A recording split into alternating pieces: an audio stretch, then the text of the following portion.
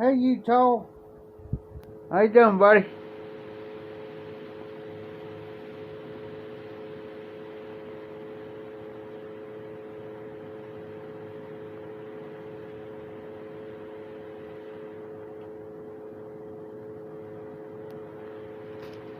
Smoking some Frigidaire from Summer's March. It's in this Alpha Executive. This is also a cider, but the Frigidaire is maple and rum. Oh, cool, man.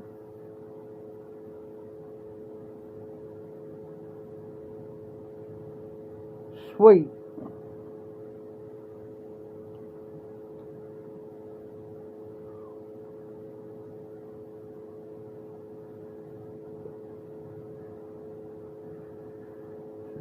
Just see what time it was.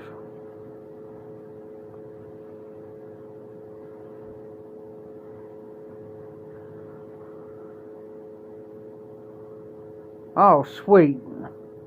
Well, I hope everything works out for you. I really do.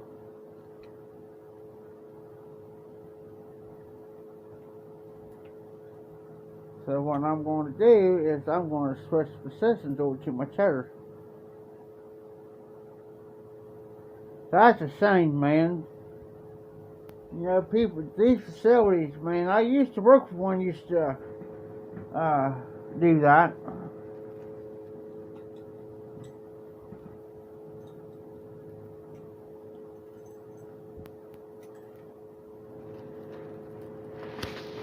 I'm going to switch positions on you. I'm trying not to make anybody dizzy.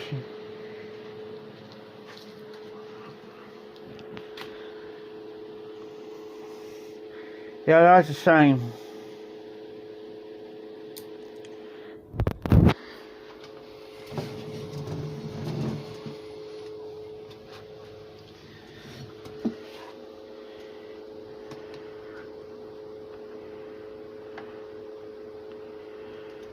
Speaking of stogies, there, Utah. I never had that one. Well, I'll tell you what I do got. I'll show you one of them before I show the package.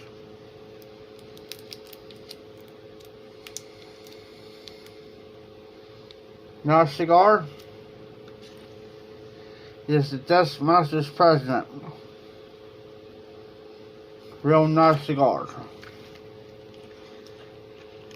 And there's tips on there. I hate how that is. So today, walked in town today. But today I went in and got me. It ain't one of the expensive ones.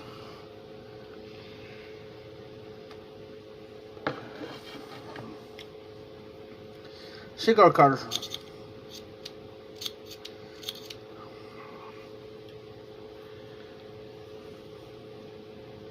Yeah, it is. It's real nice. Really nice. Here, I'll show you one of them.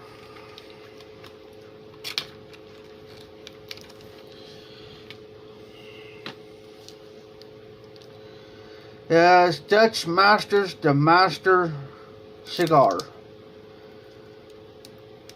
Now this wrapper here, this part here does not stain the cigar at all. It just, I just unwrap and go on. But I might leave this one out. Excuse me.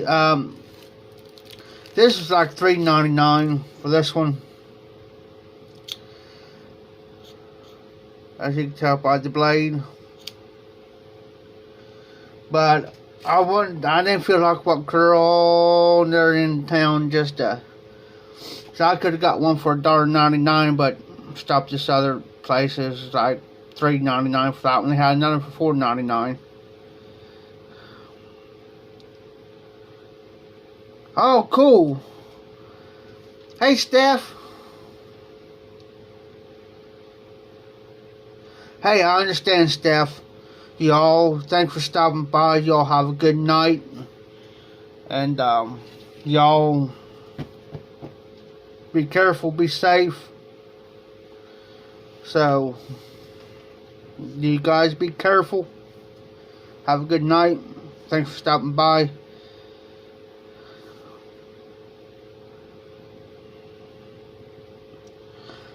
Oh, nice, Utah. Nice.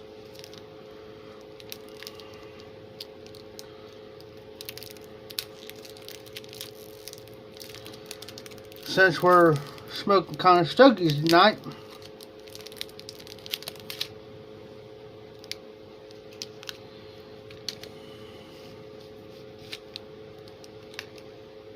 this cigar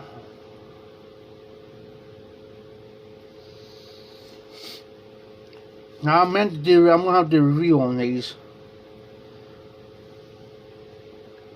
But like I got done with this pipe, which I cleaned it up, by the way, as you can tell.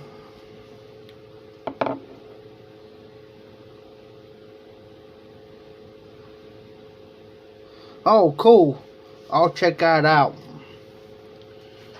We'll check that out tomorrow, because I'm usually on between Instagram and YouTube, so I'm just in between, so.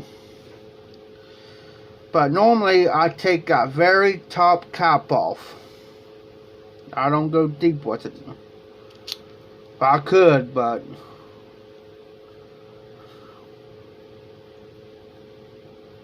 oh, cool.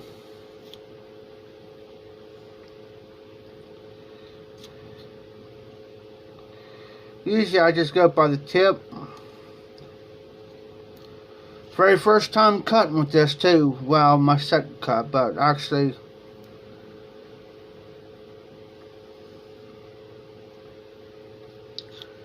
do this without cutting my fingers. And not try to cut too much off.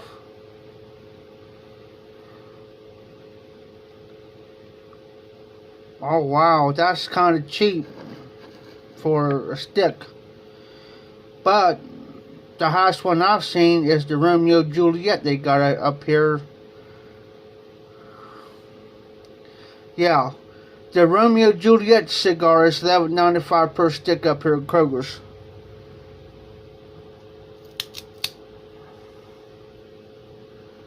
Of course, nice clean cut.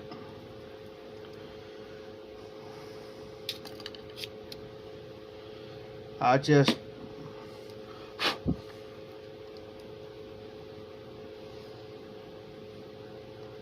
nostril draw.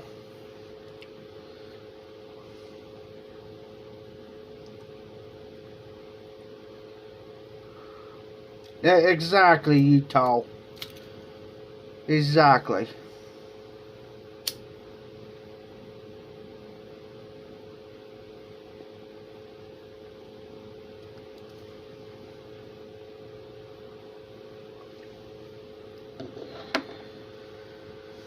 That's why some guys, if you see like Garbage Man Piper,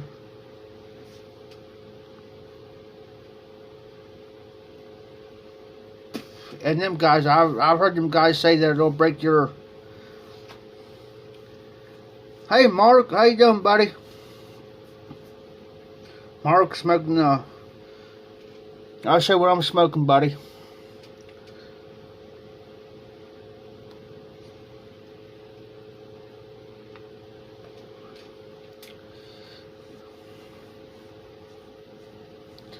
Yeah, that's like me, Utah.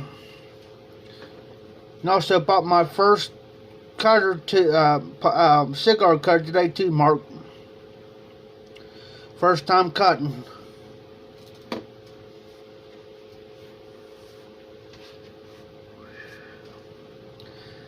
So you'd be rarely ever see me smoke a cigar about every once in a while, but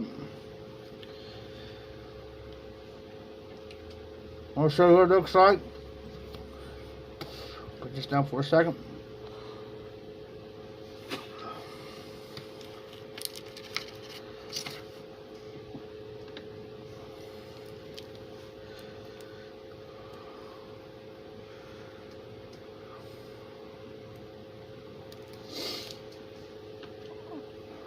First time ever too smoking the Dutch Master cigars, because I usually get the other ones. This here is probably for a pack of these is like, hey Morgan, a pack of these are like altogether $6 with a little bit of change. Plus went to work today to help a guy do fence, but things came up. He was backlogged, and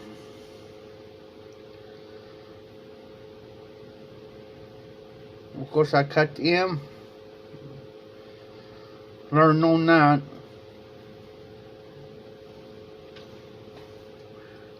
Hey Mark, I seen your video where you got those cigars in.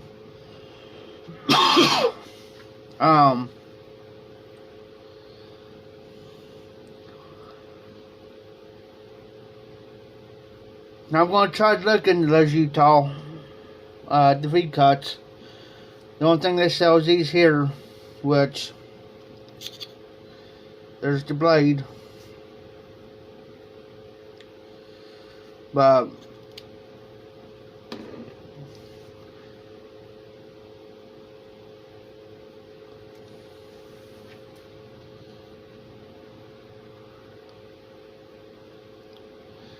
yeah, I seen that video of yours, Mark.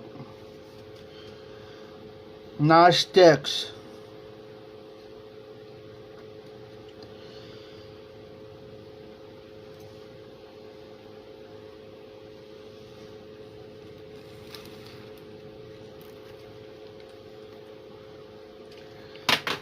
And of course I do got a backup which dropped on my floor. Pardon me for a minute, guys. Of course you can see my TV behind me. Oh cool, Mark. I also bought another spare pack.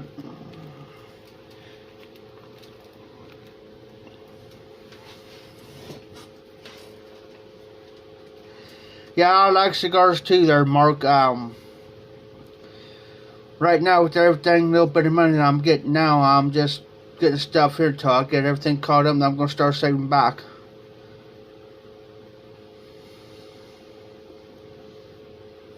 Same here, Mark. I've always will be a pipe man. Cleaned this pipe up today. Hey, Mark, remember this pipe? The Medico Crest Apple shape number 11. Cleaned that pipe up just here, probably not even half an hour ago.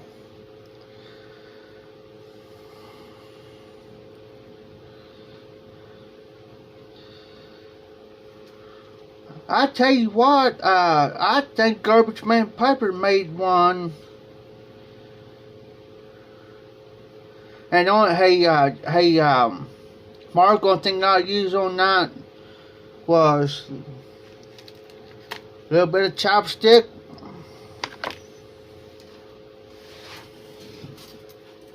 I think I got it behind me.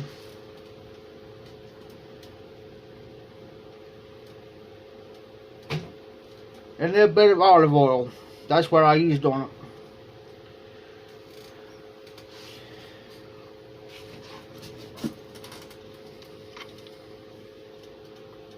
And I still got that other Medico magnetic.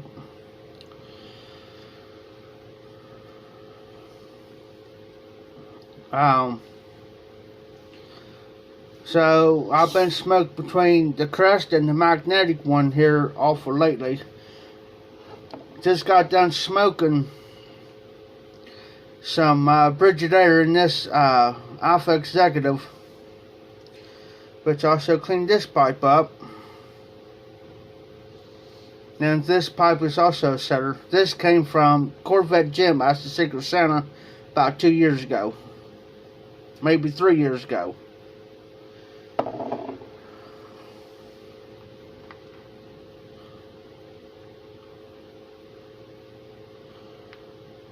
Okay, Mark.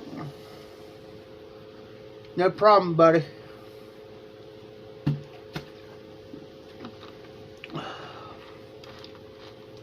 I'll be watching. These, I mean, I've heard a lot about cigars. Like, there's a popular one. Let me think of it. Smoky Mo did one on it. Sorry about the smoke, guys. And there's another one. It's called the Rose of Sharon. That's a popular cigar. There's so many out there that Garbage Man Piper told me, because we was text back and forth, and he told me one thing, and it sticks to me still this day. When you buy the cigars, he says, watch your wallet. It'll break you. I get the Cigar International magazine. It's got all the cigars in it, just for nothing but cigars. And I looked some of the prices in there, and I went, seriously? Seriously?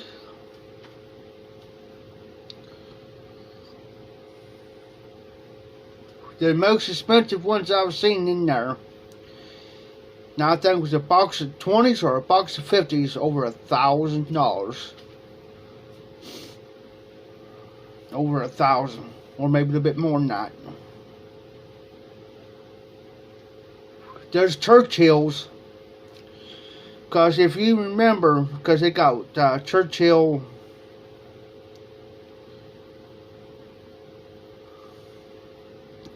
Yeah, Mark, I'm working for a guy right now, trying to make a little bit of money. It's like I was telling Utah earlier. So I'm trying to get everything built, taken care of here at the house. So it's taking money that I'm getting right now to take care of everything here. So I'm trying to get caught up on stuff. Right up here, I got a lockbox where I can stick my money and stuff in and lock it up. So what I'm doing is using the money now. When everything got caught up, I'm going to start putting money in there, saving so much back, and then that's way if I want cigars, or I'm going to give me a card where I can use it regularly, and then I can take it to like anywhere and say, well, I want to put this amount of money on here where I can order online, whatever. Now, you guys might think I'm crazy. You think I'm done lost my everlasting mind. But in this cigar will fit in this pipe.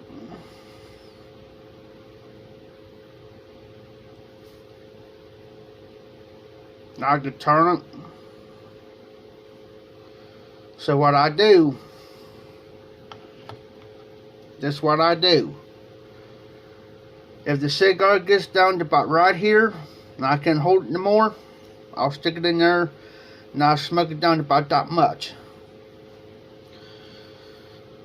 Because I got an old saying that my dad used to tell me years ago, waste not, want not. So I don't waste cigars. And I don't waste any tobacco or anything that's been sent to me. If you guys never ever tried it, it's Sermon Marge Brigidaire.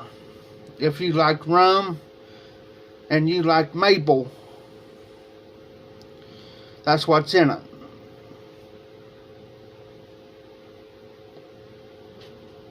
And I tell you what it actually smells like. Pancake syrup. Pancake syrup.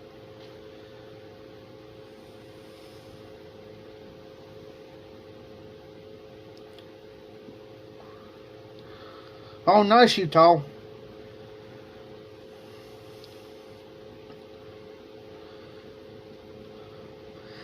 Yeah, I do that. Yeah, I do that, Mark, because I just don't want to waste to go down to here. Well, down like right here, you know what I'm saying? And and you got all this back here left. You got about that much left of a cigar, and I don't want to waste it. You know what I'm saying?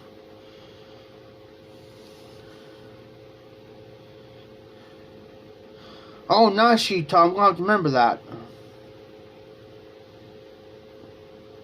I'm going to have to remember that.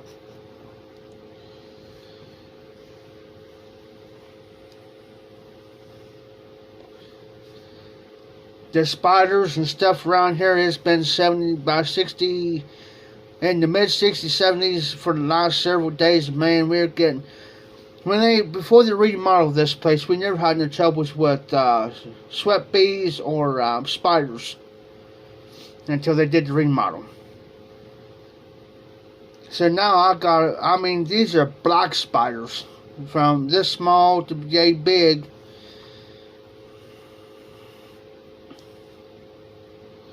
I'm going to have to try that. So now I got a watch everywhere in my room now, because my room is a small room. It's an efficiency room.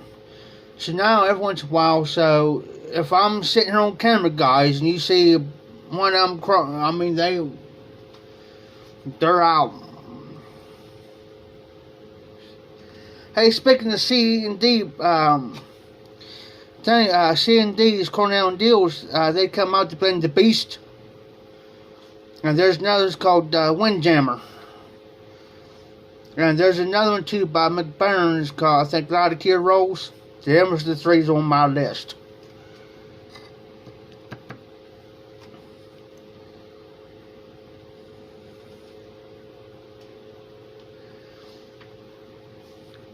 Yeah, NC Piper, she's up to something. She wanted my address, so I got one from her, then one from Mark, and another guy. He's named Cyrus Shaw. He's a lurker. He wanted my address today, well, this evening. So my mailbox is going to be pretty busy this week and probably next. So here's what you do, guys. Well, Mark pretty much knows my routine. If you kind of let me know that you're going to send me something, and we're talking back and forth through emails or whatever. If you kind of let me know, say, hey Jeff, I'm sending this, watch your mailbox in the next maybe 2 days, 2 to 3 days. I'll watch it. I mean, underneath my mail, we got a lock. Well, it's key by key. But underneath my box is for packages.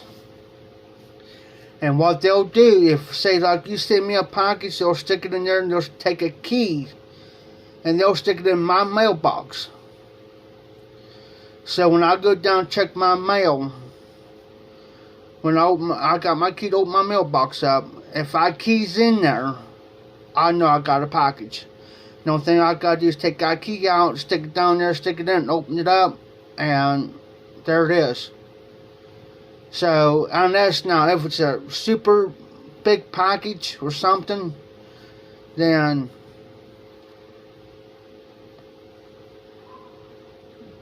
what they'll do, they'll stick it inside my door right here. I got a screen door, regular door. But if you kind of let me know it's going to be kind of big, let me know ahead of time so I can, because my mail runs anywhere from 11 o'clock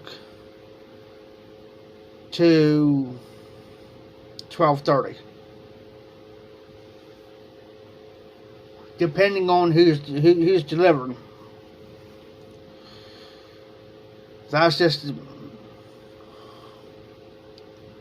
Oh, nice, Utah. You got 2 tenths of the beast. Nice. As far as now, you say intense. Now, is it the strength? The strength is your nicotine.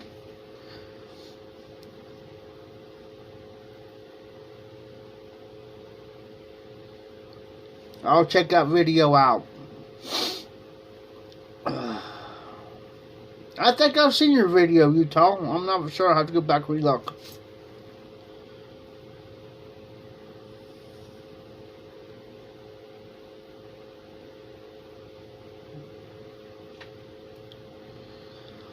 Now, if it's intense, now the strength of your nicotine. Now, me, 100 Bookshop. Now, I've done Ruska before too, and I'll knock you on your hind end if you ain't careful. It'll sneak.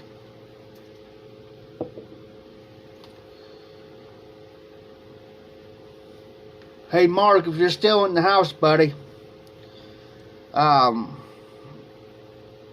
you ever tried any one of those cigars yet?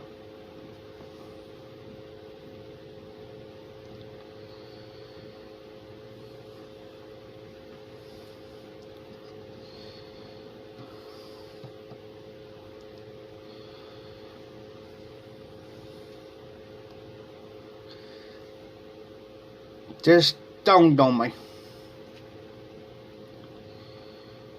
Hey, Mark, have you ever tried any of those cigars yet you got here the other day? But what I was about ready to say was... Oh, okay.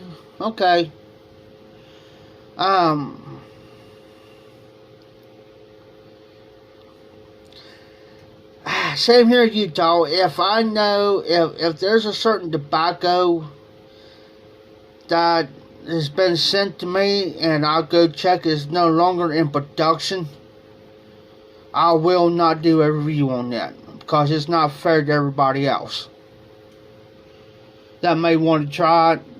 So I don't do it. So I may do a Yabo, but if you don't see me on any of my videos or on the Friday Bulldog Edition doing a review on that, that's the reason why. It's not against anybody, it's just, it's not, to me, it's not fair to everybody else in the YTPC.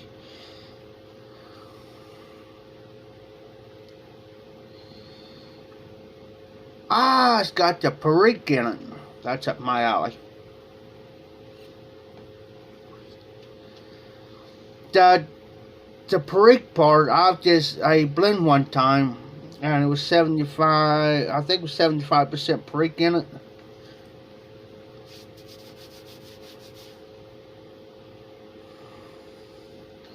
And the only person I know of that did the Perique by itself would be Matches 860, John. Which I don't like to bring a person's name up like that, but... Now, I had to buy you Morning before. Now, I did a review of, speaking of Bayou and all them. Its Match Sunrise is equal to and compared to Early Morning Pipe. Same components. And Sunrise is no longer in production, but Early Morning Pipe is. That's the reason why I did the review this past Friday, yesterday, for that.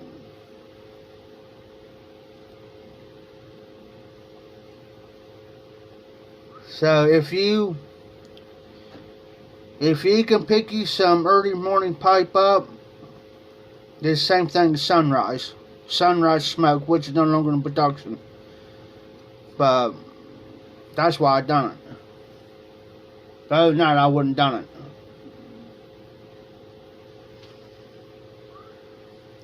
And another thing too, I won't do either. Say like you private message me, like an email, if you got my email address, if you got my phone number, text me. Or you send me a bro note and say, hey Jeff, I'm sending you this. I'm sending you a tobacco, or I'm sending you a tobacco or a pipe. Don't do no yabos.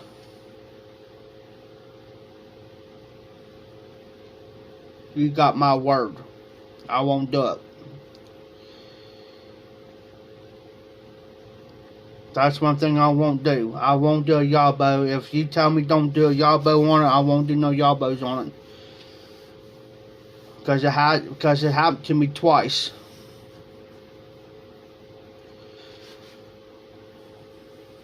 So, and I won't throw your name out there or anybody's name. And say like I'm sitting there smoking a different pipe, like this Alpha Executive, this Medico,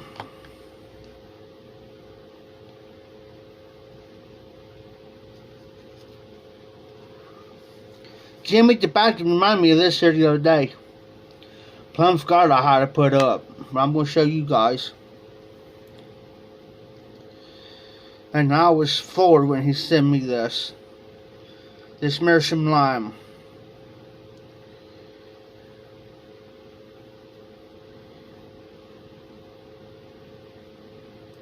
Do Yabas make a very good videos.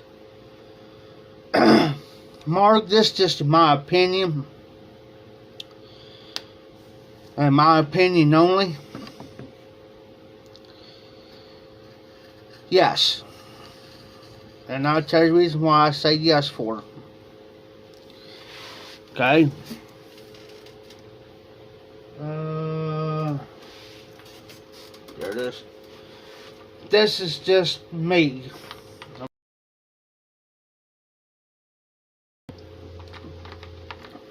I ain't doing it to show off. I don't do it for bragging rights. Saying, ha ha, I got this and you didn't. No, I don't do that. That ain't cool. That ain't right.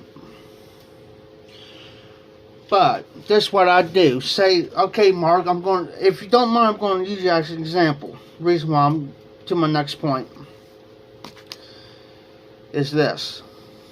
Hold on a minute, guys.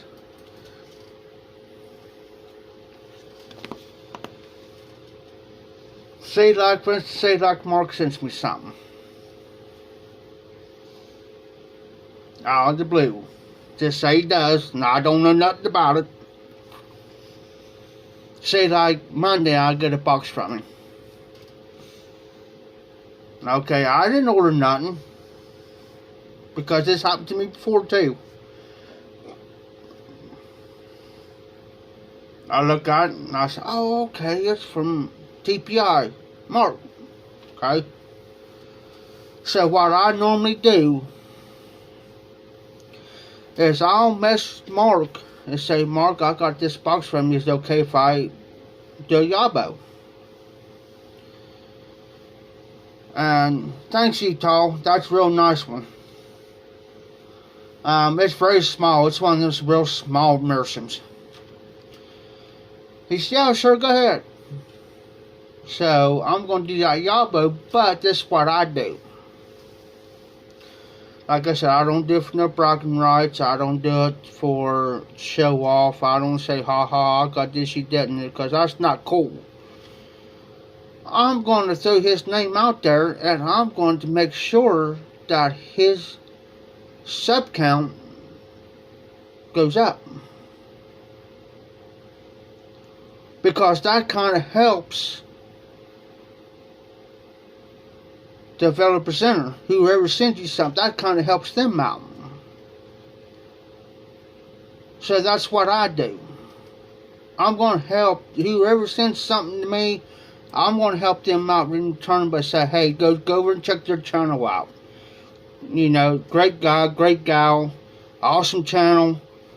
You know, they got great content. Go over and check them out. Give them a sub. Give them a thumbs up. Give them a sub. You know, that's what I do. And I've said this before, and I'll say it again. I don't worry about my numbers.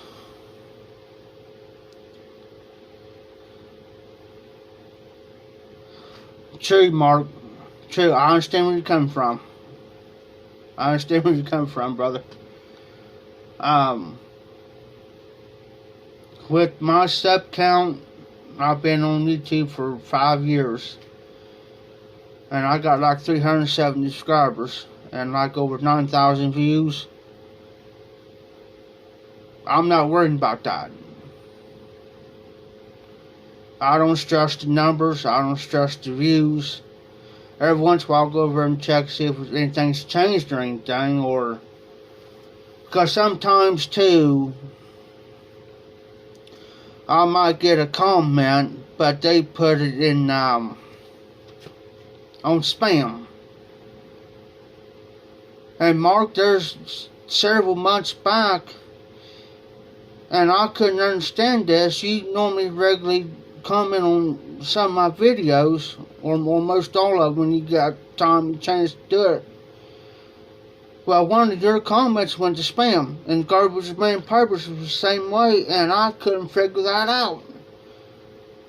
And I'm thinking, why are they throwing these guys in spam for? Why? You know?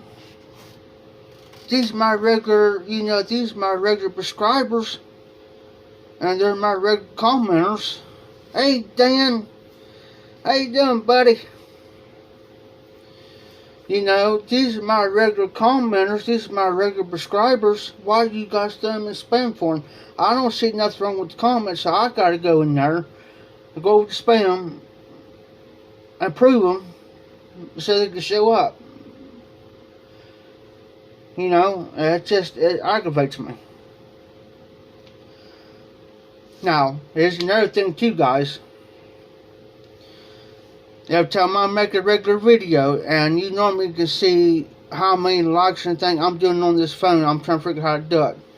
Normally,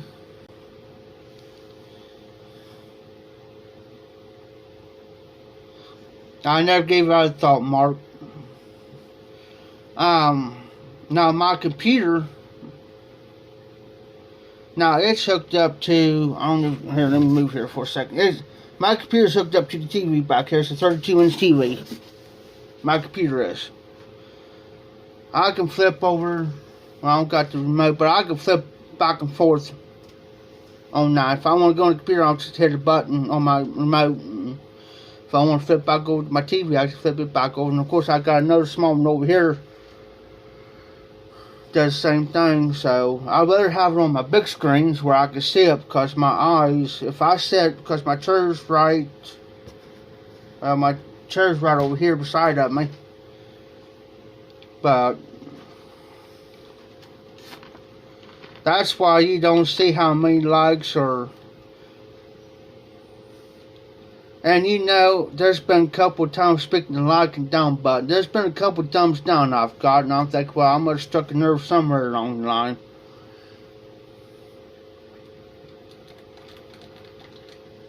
They didn't agree with what I said, or what I'm smoking, or I'll mention somebody's name. Struck a nerve. It was striking nerve. It doesn't bother me.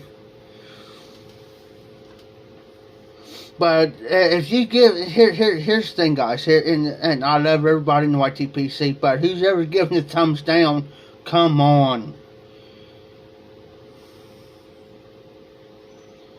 tell the reason why so they can improve their content.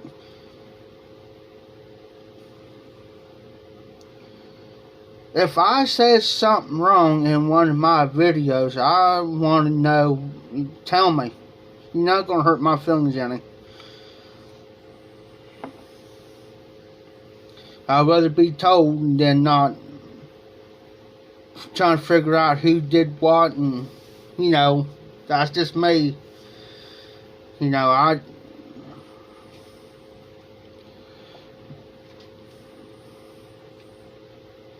because it takes a lot of time, a lot of effort to get behind the camera, or in front of a camera. Well, I'd say behind, because I see my behind where I can switch it. But, you know, it takes a lot of time and effort, a little bit of research on either a pipe or tobacco or a cigar, whatever. You know, and then you had, and just like with live streams, I've been doing more lives now than I normally have my regular live on Sundays, but, you know, it's just, you know, I sit here by myself not 24/7. I'm usually doing something, but when it comes nighttime, I'm here by myself, nobody to talk to. Nobody ever calls me or say, "Hey Jeff, what's up? What you doing?" You know, so at spur of the moment, I'll get on live, and I'll do it live for about an hour or two. But what am I drinking right now, Utah?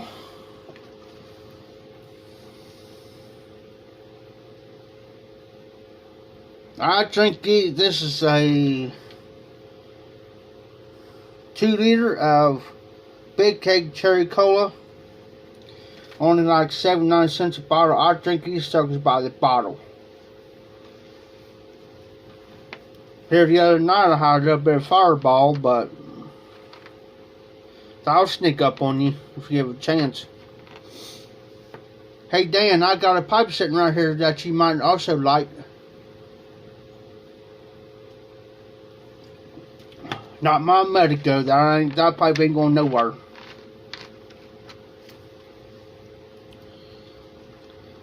Hey Dan, you thought you liked that Danish? Check this one out. This is a sitter. I don't know if I can get it. Well, maybe. But it's actual sitter. Alpha Executive. That is actual sitter. But,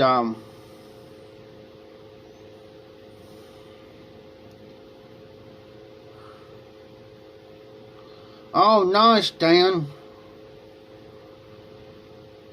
That's another pipes on my list. It's a Country Gentleman.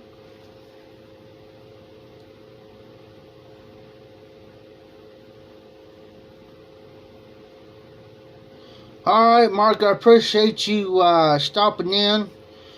You got my email. Just message me. I appreciate it, and you have a good night, man, and I will see you on the next live. Be careful, be well. Enjoy your Sunday.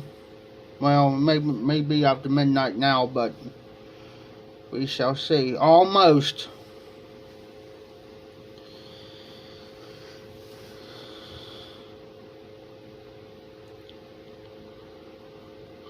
Yeah, Dan, that's a nice. See, I'm smoking Missouri, Meerschaum Country Gentleman Tobacco, a vapor. Huh. I've seen those on the site, Missouri Meerschaum site, Dan, and never had it. but that'll be on my next list to try, since it's a vapor. And I'll tell you another good vapor too is Peter Stokkebye's Luxury Navy Flake. That's a nice little vapor. It's balanced out, Dan. I mean, you can't ask, on Night Blend, you can't ask anything better for a vapor. Everything, the sweetness, the grassiness, the perique, it's balanced out like all get out. And with me, I do a recommendation. If I recommend that tobacco, it's dead on spot. Now I'll tell you, if there's tobacco I really don't like, it may not be for me. I always say, try it, see if you like it. You know, because everybody's palates are different. It's very rare you'll get some people on their, usually have the same palate. Usually.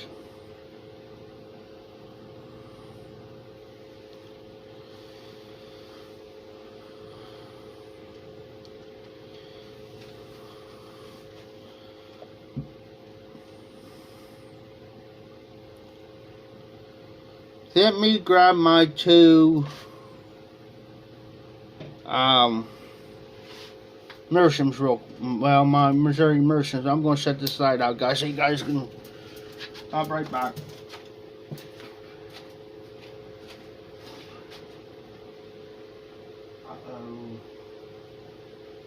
What's this one?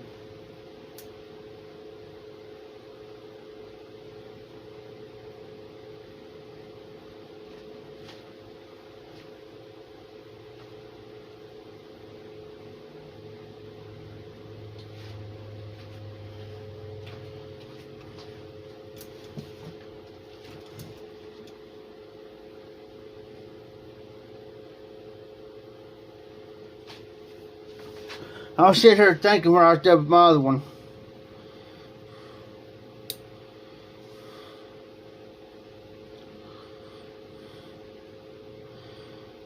There you go, Dan. That's a good deal. Here's my little one, Mersham.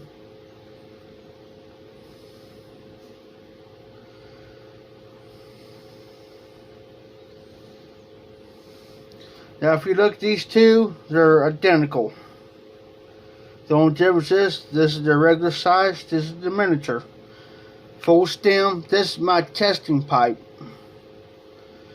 Any new tobaccos I get I haven't tried, I'll try it in this one before I put in any briar, because I don't want to ghost it.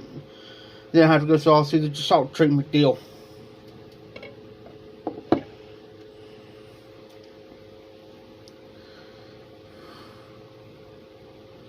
It is a good deal. That's a deal right there. Because we're going to get 4 pouches for $15 when they got them on sale.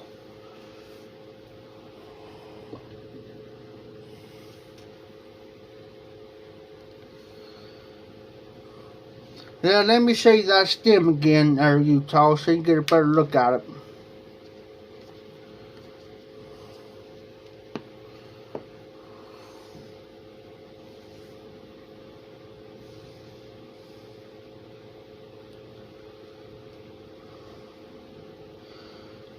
And I'll show you, look how small that hole is.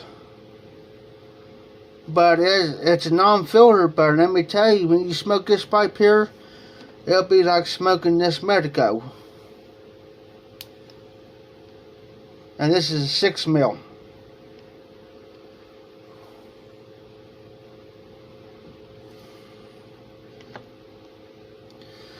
This small bowl, which I cannot hardly stick my whole finger in there.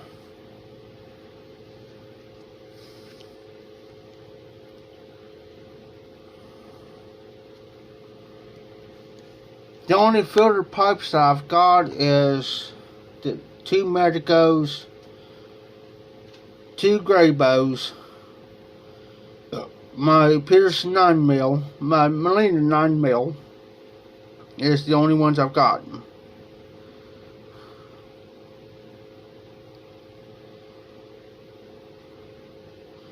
You know, talk about Kentucky, Dan. I didn't understand Kentucky till I tried Old Dog Fire and a few other blends. And then I just fell, and it took a little time for me to get used to it, but after that I fell in love with it. RD's up in the house. I'm gonna reach over here for a minute, guys.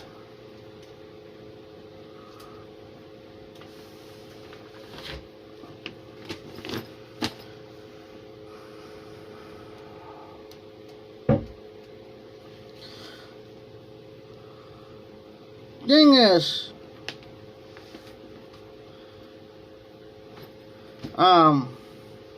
welcome. And oh, hey Dan, this pipe here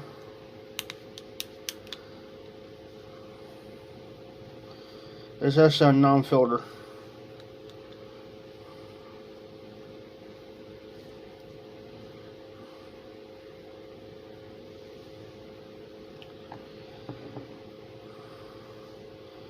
Bought a cigar cutter today, cheapy, $3.99. They had another there for $4.99, and I looked at it and I was thinking, well, it's the same thing as this one.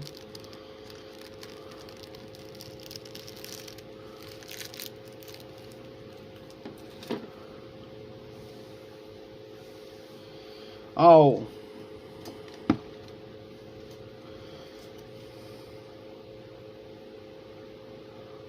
Hey RD, speaking of early morning pipe,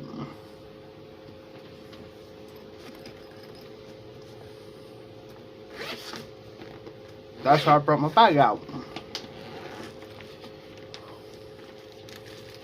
Hey RD, match Sunrise, identical to early morning pipe, same components and everything. But see, I never had early morning pipe to compare to the Match Sunrise.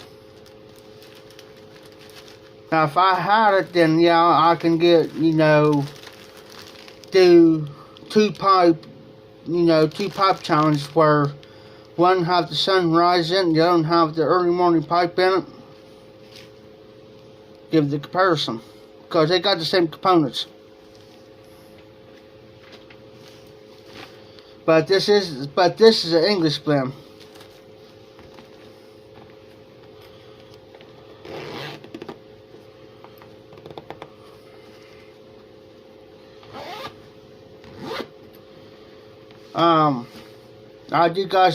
Here's another question I want to ask you guys out there. I don't know if you guys ever smoked it.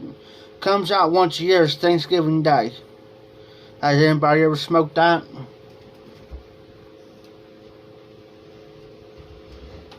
Because I don't want to go on to backviews.com to find out what's in there. Get up in there.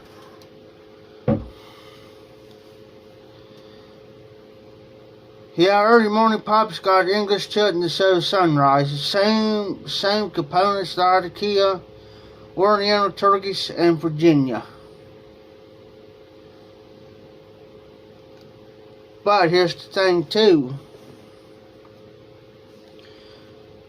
Find the pipe that smokes the Englishes the best. Try it. And see what happens. Oh, I was going to show you guys this jar. Washed it out real good. If I can get it open. I got a seal to it. If you ever get that Parmesan cheese sauce, it's like a cheese sauce stuff in these jars. since it's got a good seal to it, what I do is I take it off and I wash these out real good, and even inside the cap there I wash them. Thanksgiving Day, Dan. Thanksgiving Day. Here, I'll show you.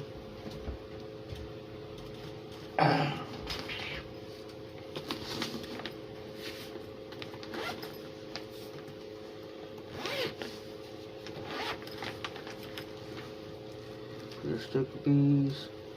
This Luxury. Here it is. L.J. Peretti's Thanksgiving Day.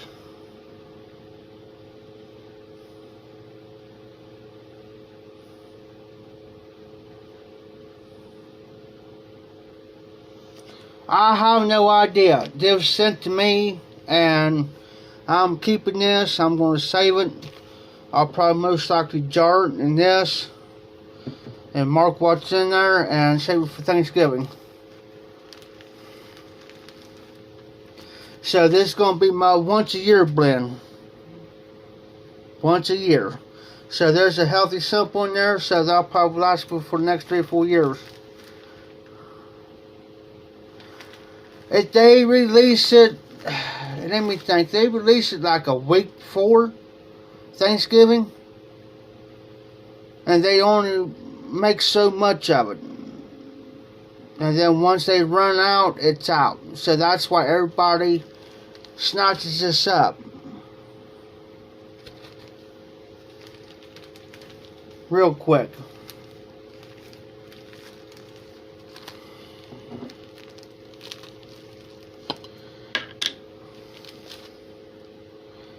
I've seen guys do this before.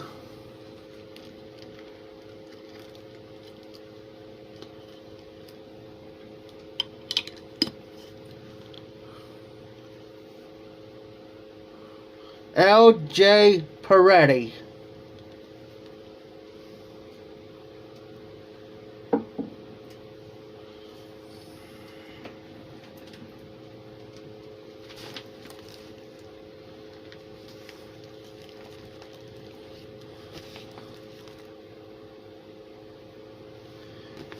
Thanksgiving Day.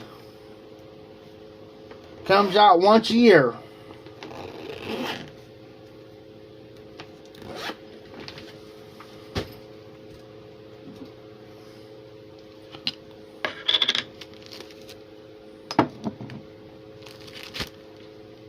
Now let me turn it around here.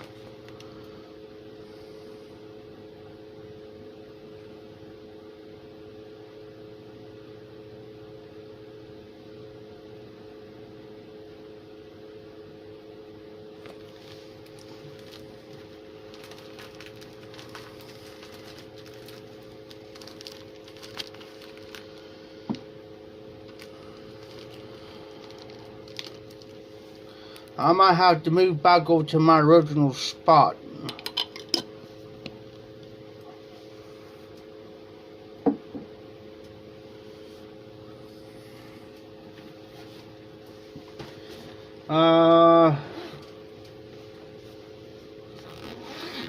Let's see here.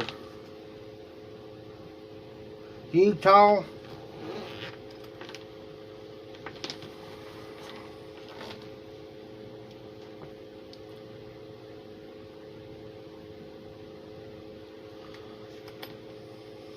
Oh, you're fine, Dan.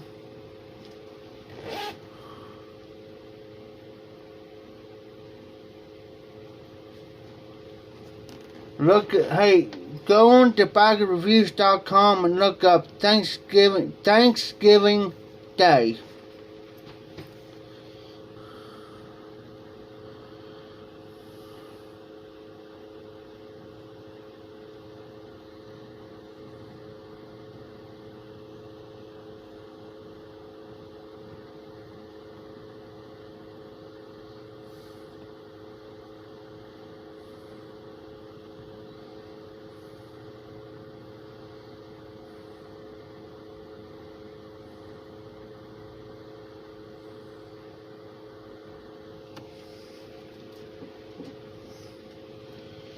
Hold on a minute, guys.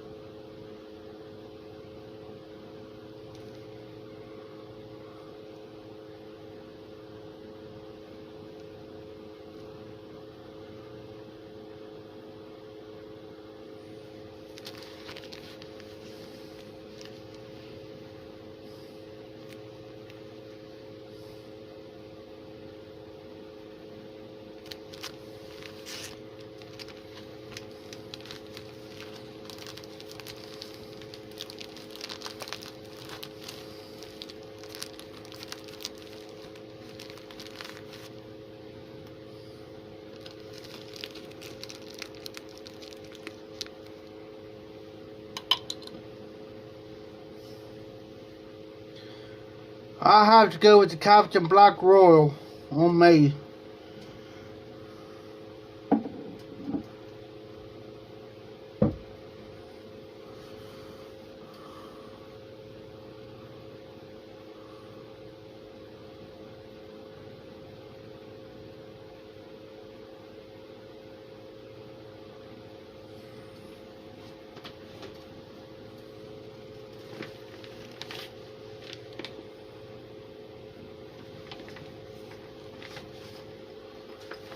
The 7 C's are the same thing as the Captain Black.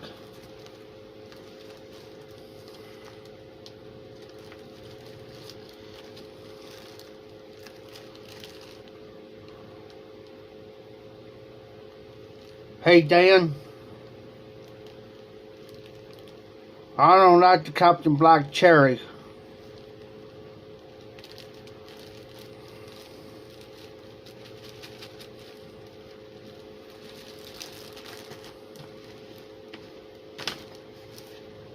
Will not touch Captain Black Cherry.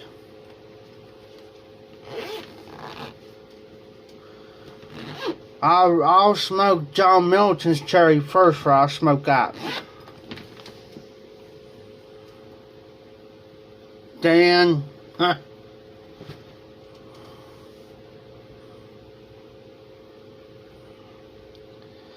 Utah? You ain't the only one. Takes that cough syrup to me too. I had something sent to me and I'm like, oh. Exactly, Dan. Now this here, cherry cola, I can drink it all day long, it's fine. But just don't give me that tobacco. Because they'll be going out my front door.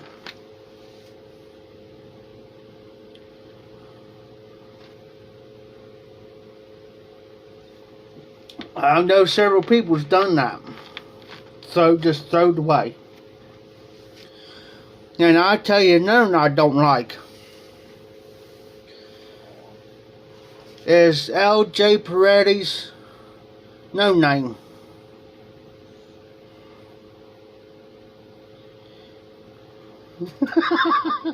oh, RD, you're gonna get him all fired up.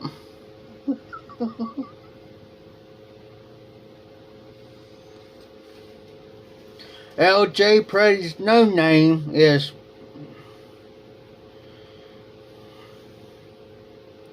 yeah, Utah. I've heard a lot about that blend. I never tried it, so you know, it's just there's very, very, very few cherry blends I'll smoke.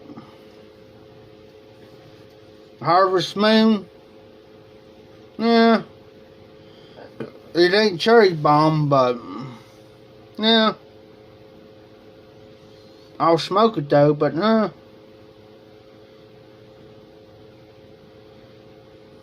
only way I'll smoke the Harvest Moon cherry, so I'll have to completely dry it out.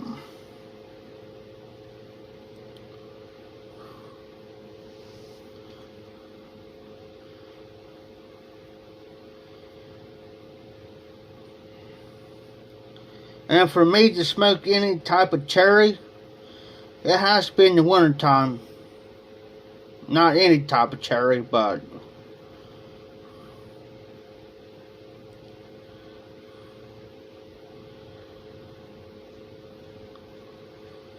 hey Dan, I had some of that. Thank goodness it was just a small sample of it. Small. Probably not even 2 ounces of it. It just turned my stomach.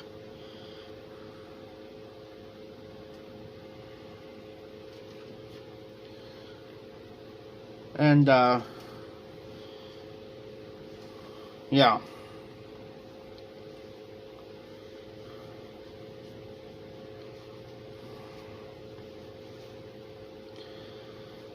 Lakeland blends. Any type of Lakeland blends turns me off.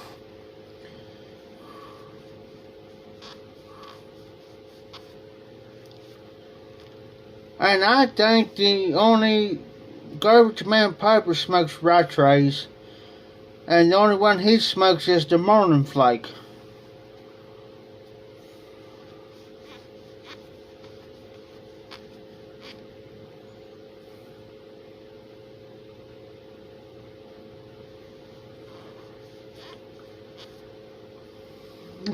RD.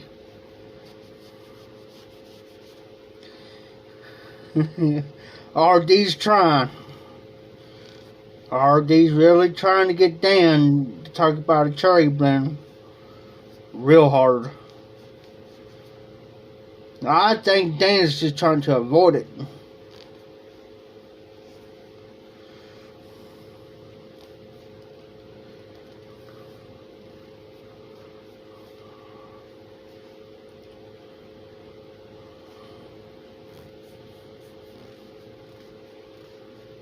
Yeah, I understand. Yeah, I've had that. I think I had that before too there. And, smells like feet or something, or worse than feet. What I got out of was gym socks.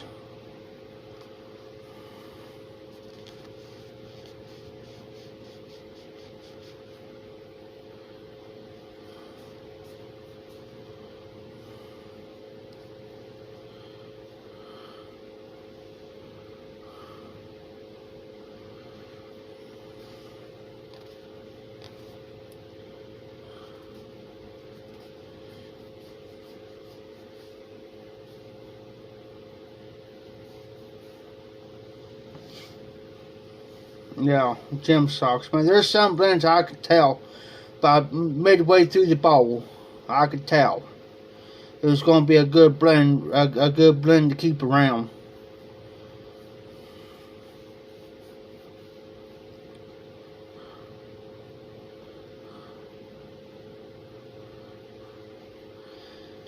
Yeah, Dan, I kind of agree with you on that.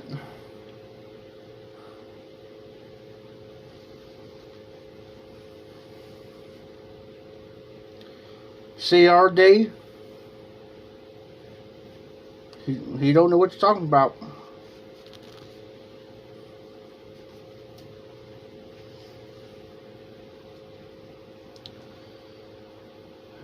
Did you like our blend, Dan?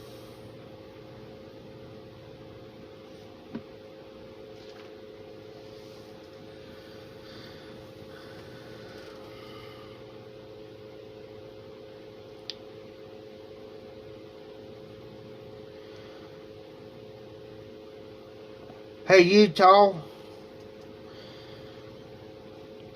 Peter Stokkebye's luxury twist flag is just nothing but a straight Virginia. Straight Virginia. It'd be okay for the for blending whatever, but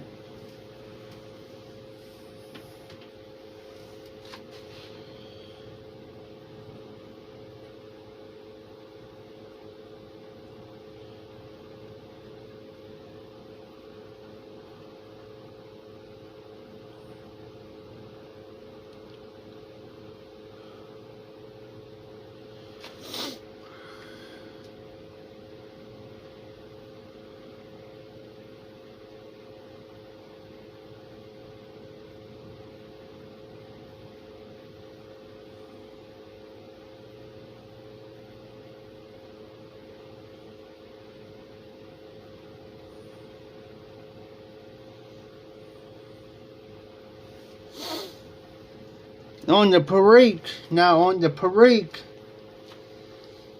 I get the spice of white pepper.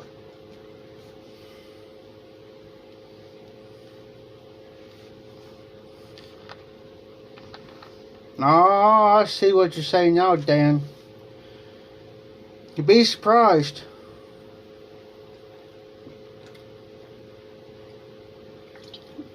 I tell you what I do on cherry. If it's heavy on the cherry, I'll take some Birdie Light without a bite, and I'll put like 50-50 or 60-40 of the Birdie Light without a bite. Calms it down. You can just barely taste the cherry.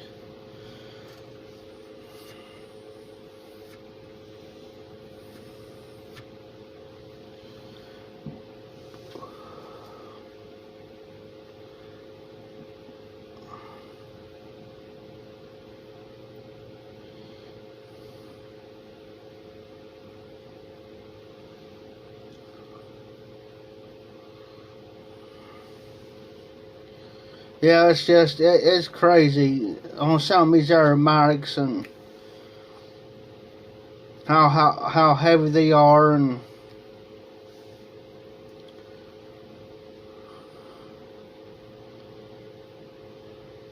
now if I get a blend in, it's got that floral note to it, or it smells like your grandma's pocketbook or whatever, forget it.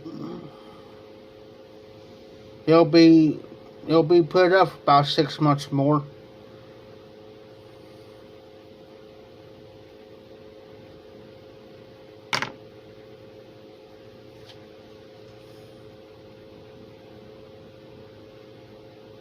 Oh wow, Utah.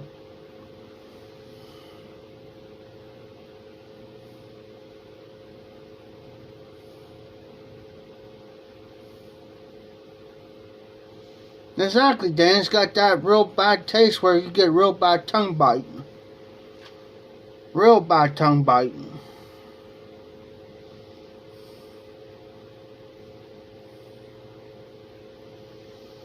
Now, speaking of Washington State, I forget which side I was on.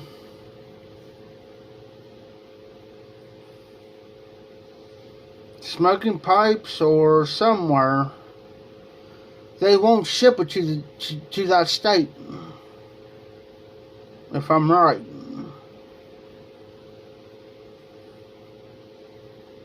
If you know what I'm doing, I'm cleaning this pipe up some, a little bit more. But yeah, it's just, they're getting stricter and stricter and stricter. The FDA is.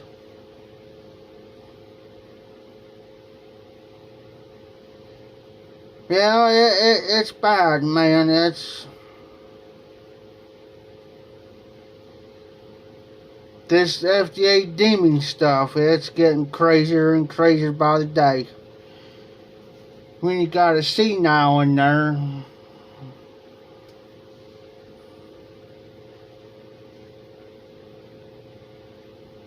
Oh wow.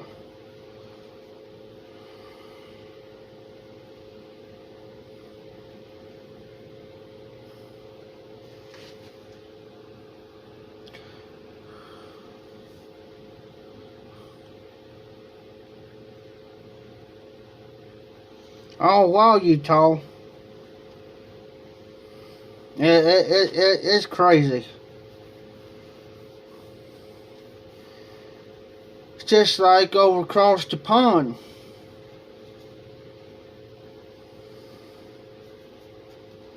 Just like across the pond.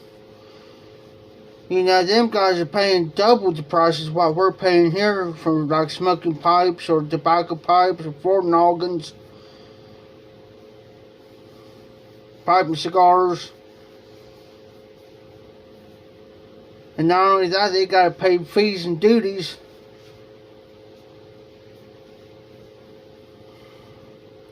Here it is in the middle of March, and I was watching Pipe and Tobacco's video here the other day, and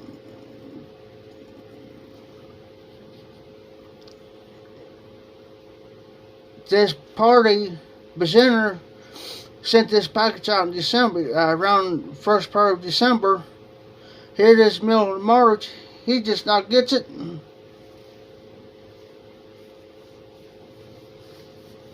Crazy.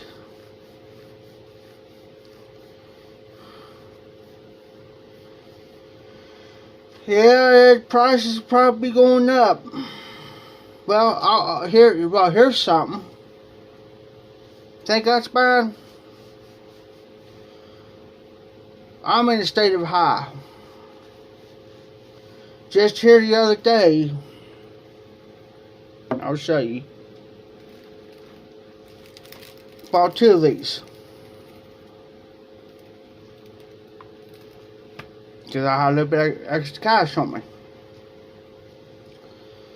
The cashier told me beginning of next month all their tobacco products are going out the door.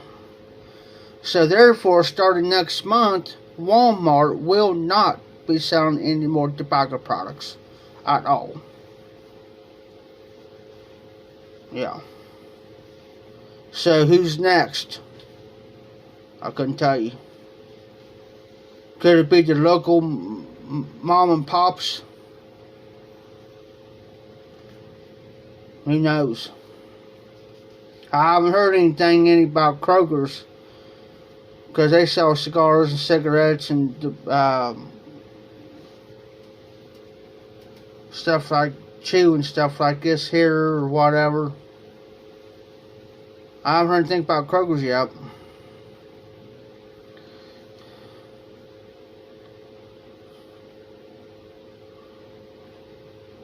Oh wow, Utah.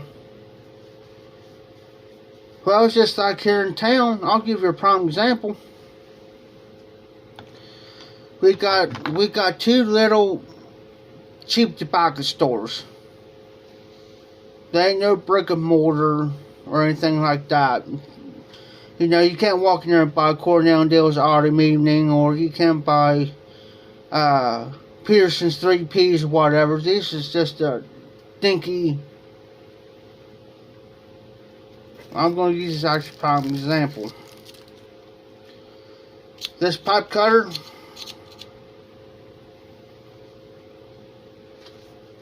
one's $3.99. The other one, same cutter, everything, $1.99.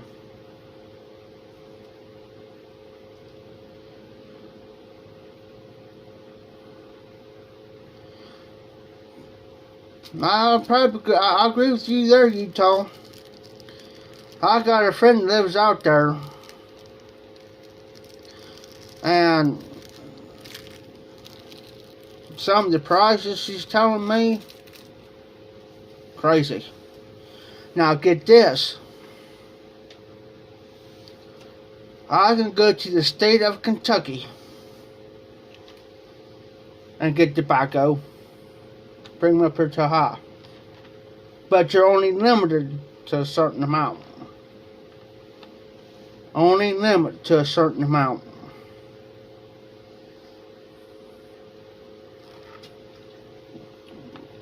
It's crazy, but you know,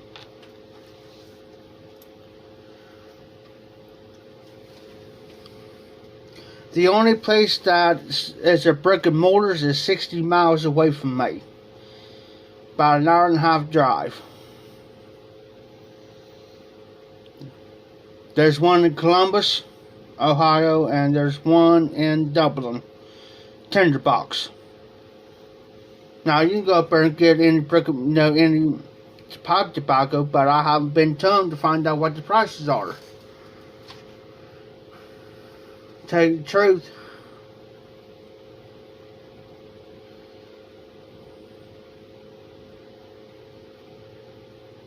The bag of prices anymore, and the regulations are getting a bit stricter too.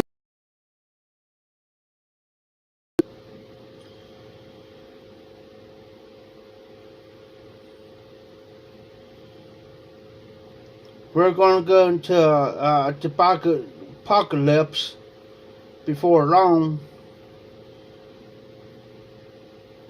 That's just my opinion. I mean, that's just me and my own self opinion.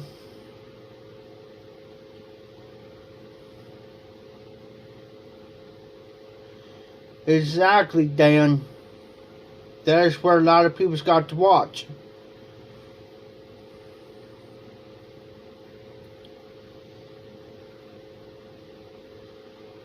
Just like somebody sent me some Birdie Light Without a Bite, and it's charged him. I found out who it was, by the way. Charged him tax, straight up, and it's crazy. In the order from Poppin' Cigars.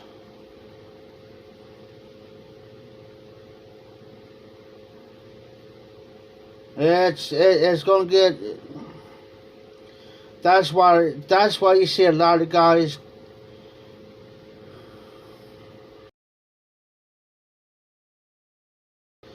Hey, anytime, Utah, anytime, brother. Don't forget tomorrow night, 11 o'clock. I'm gonna have my regular live stream. I'm glad you can stop in. Always glad to have you. Makes the night go a little bit faster.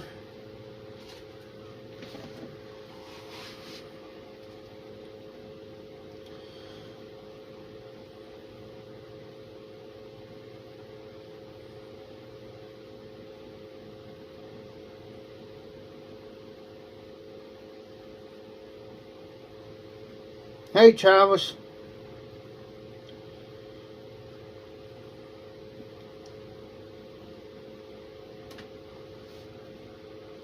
Now, I agree with you. They always try to support your local brick and mortar stores. If you got them in your state, wherever you live, if you got them, if they're close, if you don't got where you actually live, or maybe, maybe 20, 30-minute drive, whatever. It's worth it.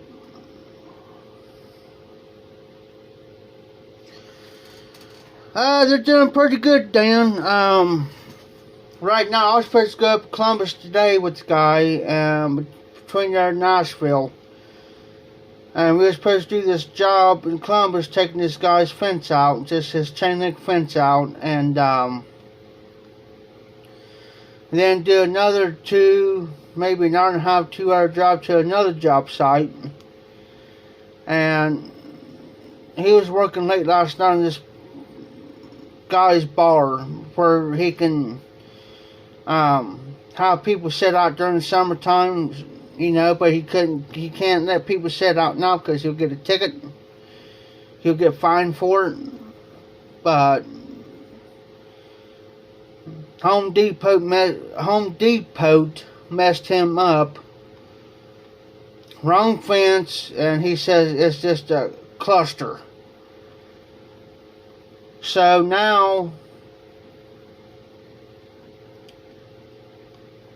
right now, I'll be going to a job on Thursday.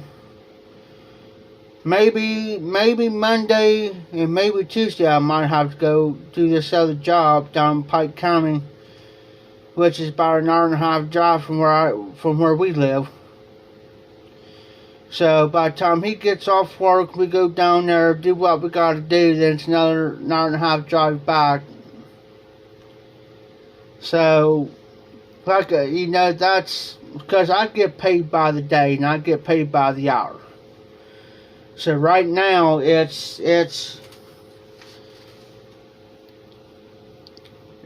varies from day to day, and we gotta go by the weather. It's supposed to rain tomorrow.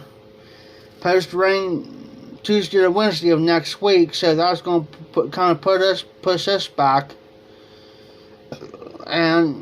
in my own opinion, you kind of start these jobs a bit too early. This is only March. But people's wanting their fences done now, and they're pushing. You know, we got one guy harping because he wants it done now, even though his yard looks like a swamp. And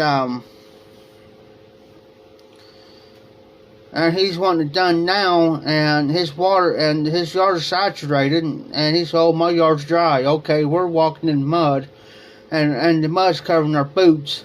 Okay, yeah, okay, your yard's dry. So we're trying to get that job done. Since we get that job done, then we got another 2 jobs up towards Columbus. Then we got another job to do here in town. And then we got probably a couple more. And I told him here the other day, man, you're biting off more you can chew. Get 1 or 2 jobs done, man, and by the time you get that second job done, go ahead and pick up maybe 2 more. If you're guaranteed to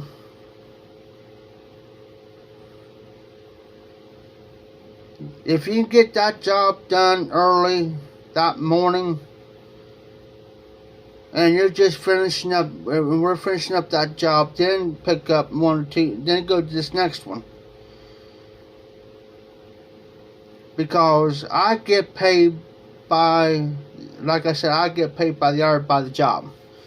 So say like I get this one job done, okay, I gotta look at my time. So say like, because I get paid around 12 an hour, so if I do 5 hours on this job in the morning, okay, there's $60. I'll go to another job site, and we start on that. So if we start at 8, 9, 10, 11, 12, 1, okay, we get this job done by 1 o'clock, okay, that's $60 going into my pocket that day.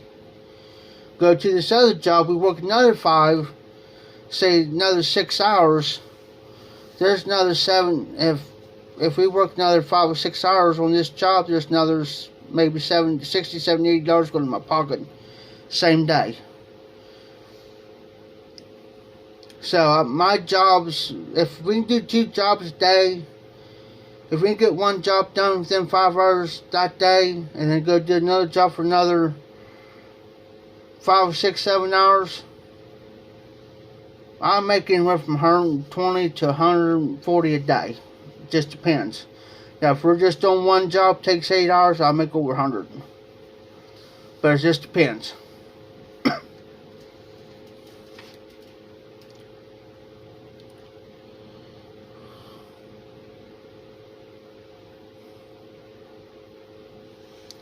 That's not true, Dan. Nice, Travis. That's real good. That's real good. You know, you can 15 minutes, 20 minutes away.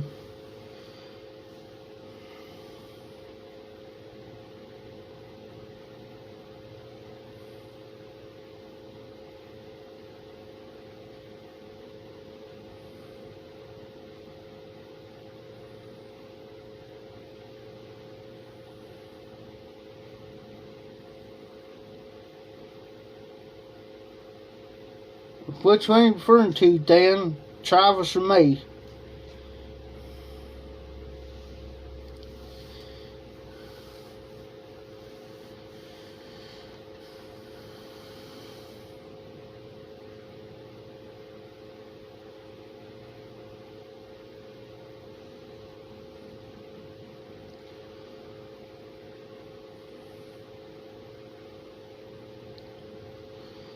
Last year I was helping him. Last year, there's only maybe about 3 times, maybe 2, 3 times, I was making under 100.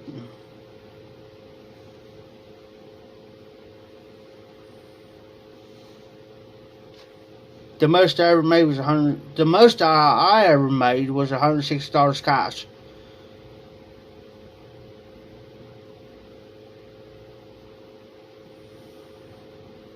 Now, in this year, the lowest I ever made was the least I made so far, just starting, was $30 because it wrote. Yeah, Dan, I agree. He could probably just walk it. 15 minutes for I could be 15 minutes. I could walk from here to almost down to ODOT, Ohio Department of Transportation. It's just about almost 15-20 minutes away from me, if that. Not even 10 minutes, if that.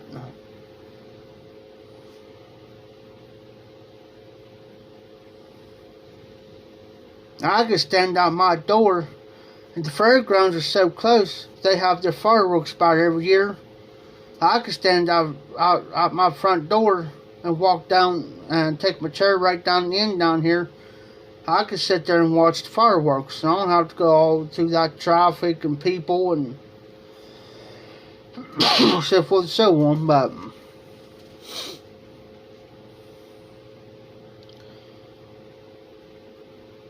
yeah, like I said, if I want to go to a brick and mortar, I have to drive over an hour and a half. If I had a car, I have to travel over about an hour and a half just go up there, and that including buying getting gas for the vehicle. So if you put like $40 into your vehicle for gas, drive up there, and maybe spend another maybe $56, depends on what you want or how many ounces you want, depends on what you're getting. Okay, you're gonna have anywhere from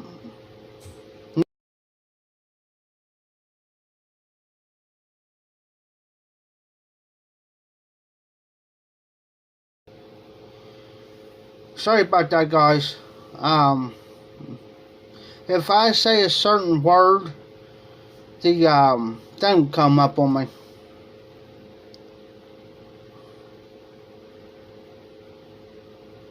Oh, cool, Dan.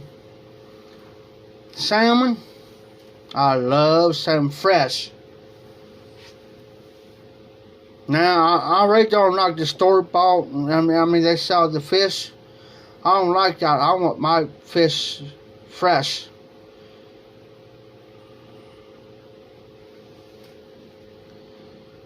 You know, and give me something to drink here, guys. I gotta move some stuff here.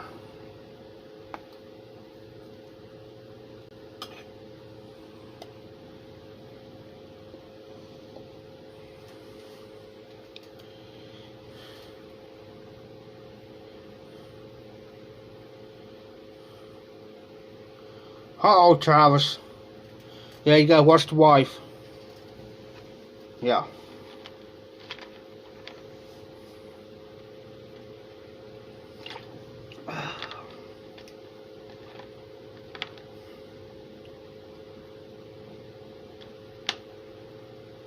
Dan, that's the only way I'll eat it.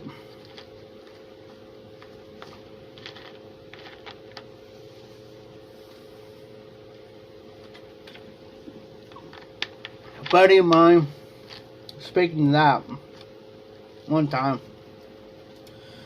oh Jeff, try this. I forget what it was.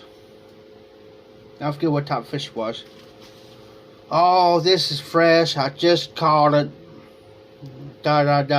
Whatever. So, alright. So, I still had the head on, so I flayed it out. I flayed it all out. Well, I usually do my seasoning, of your flour and salt and pepper, whatever else you want on it. And I just rolled it up, in there and cooked it, went to eat it. I'm thinking, what in the world? This ain't fresh. He gave me like 3 or 4 of them. And it didn't taste right. And I said, I took 1 or 2 bites, didn't taste right, and I went right straight, put those fish in the bag, try to stay limp. A couple days there, he gets a hold of me. He said, oh, how's that fish, Jeff? And I said, trash. Why'd you throw them away? They was just fresh. I said, no, they weren't. I said, no, they weren't.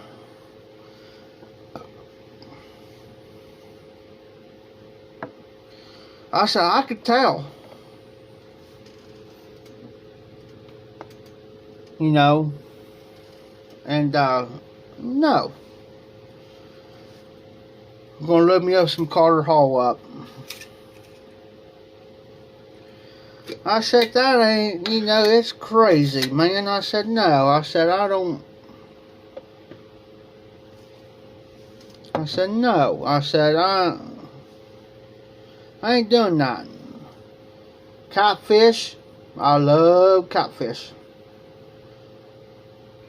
Most guys, my ex-brother-in-law was speaking catfish. Bless him.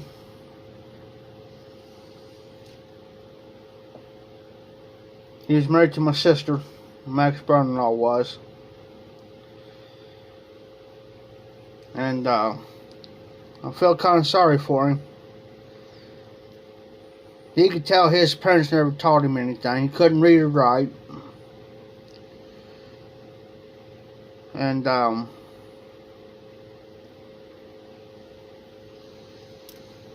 anyways, went fishing. I asked my man, you know how to fish? Yeah, I know how to fish. Alright. So I took him to my favorite fishing hole. I know a couple good spots where you can catch catfish and bass and so forth and so on. He says, well, he says,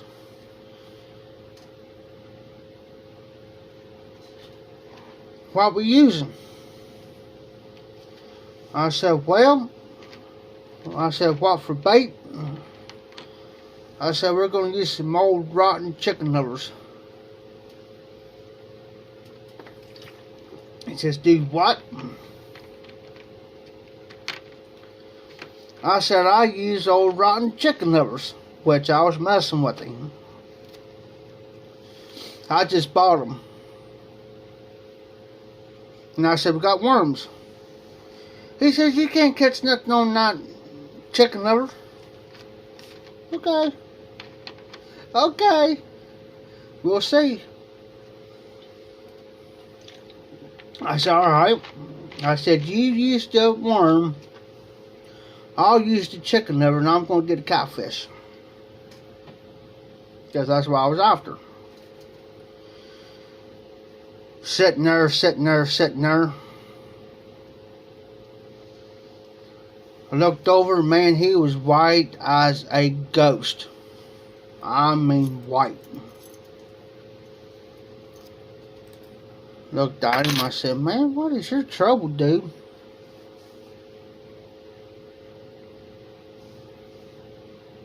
He kept pointing down towards my feet. Well, there's this big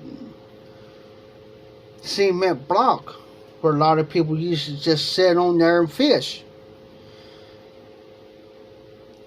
Well, I have my pole up there. Well, there's this like this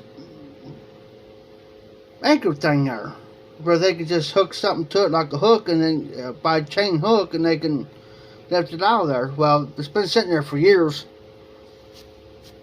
Well, I have my pole stuck in there to where, you know, just in case it happened to take off, you know, I won't lose my pole. And he kept pointing down towards my feet. I said, Leroy, I said, what is your trouble? He says he gonna say the S word. I pointed down, looked down. No, there's no water snake. And I said, "You scared of that?" "Yeah, man, I'm scared of snakes." Well, I didn't. I mean, I'll pick them up, but I didn't know if it's already ate or not, and I didn't want to strike. And I didn't want him to be passing out on me. So I got me this yay long stick and I moved him back in the water. So, come on, Leroy. We're going to go on the other side. Well, we had an old train truck. Well, there's a train truss that goes over the creek. Well, anyways, this before we caught a couple. I get halfway across this thing. Of course, I'm not afraid of heights. I get halfway across. Look back, he's still standing back there.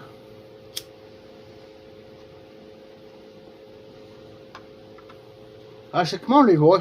"Oh, come on.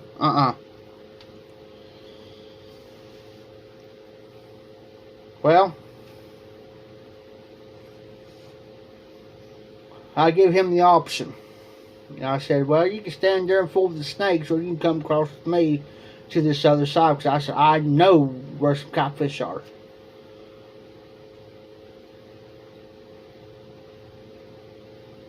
"I ain't doing it." "Alright." Well, I went ahead and crossed. Well, my dad's neighbor, he was down in that area. He says, "Jeff, what are you doing down this area?" I said, "I'm going down here fishing for a little bit." And I said, "I'm trying to get my brother-in-law to come across there to say you won't do it." He says, "What's his name?" I said, "Leroy." He's hard to say. "Hey, Leroy, once you come across there, them boards will hold you. If it can hold him, he'll hold you." "I ain't doing it." So I talked to him for about 5 minutes, and finally I said, Dan, his name was Dan too, so I said, "Dan, I'll get you later." I said, "I'm going to take him over to the house for a little bit, and then I'm going to take him over to Milcher's Park and fish out the pond." Alright. Got home, told my dad about it. My dad's busting out laughing. My sister, she's getting mad at me. Dad, he's laughing. I said, "Come on, Leroy." I said, "I know a spot." I said, "You don't have to worry about no trussels, no snakes." I said, "But we're going to have to drive over." Drove over, caught a couple catfish. Then he says, "Well, what are you going to do with those?" I said, "I'm going to keep them, gut them, and eat them. That's what I'm going to do." He said, "How you do that?" I said, "Well, I'll show you when we get home."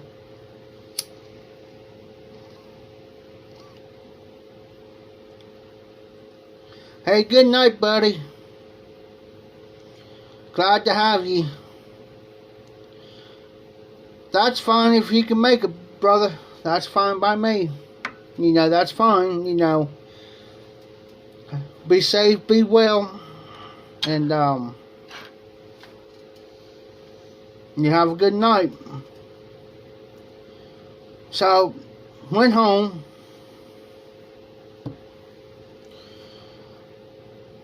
And, out in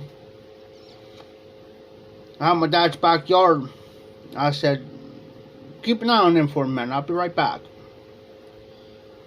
Alright. Bless him.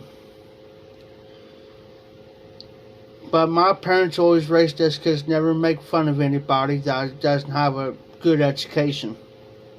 Never. Don't care who it is. Yeah, my dad always taught me that you treat the janitor the same way you treat the CEO of that company. So I walk in the house, shaking my head. I had to walk through the kitchen, then down the hall, through the middle room to get to the front room. shaking my head. I had this smirky grin on my face.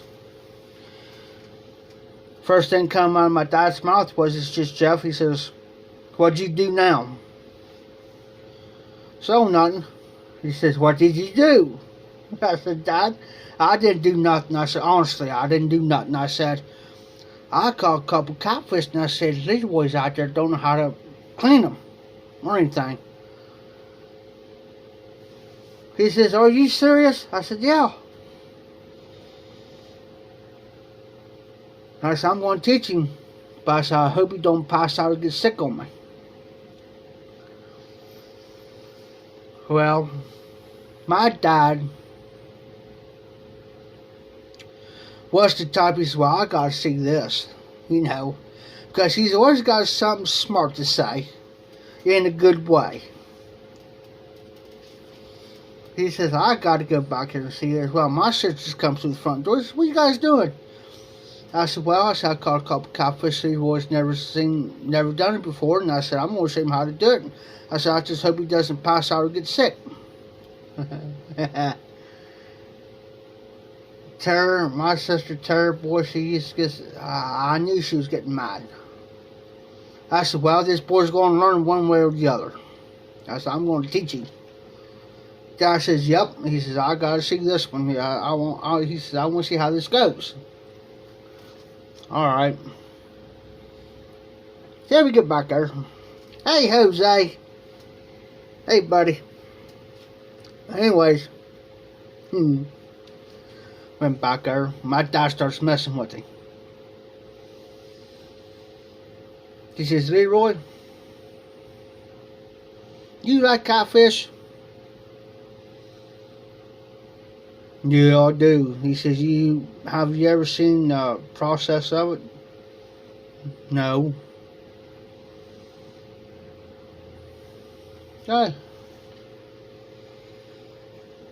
So I get one out and I whack it in the head with the board.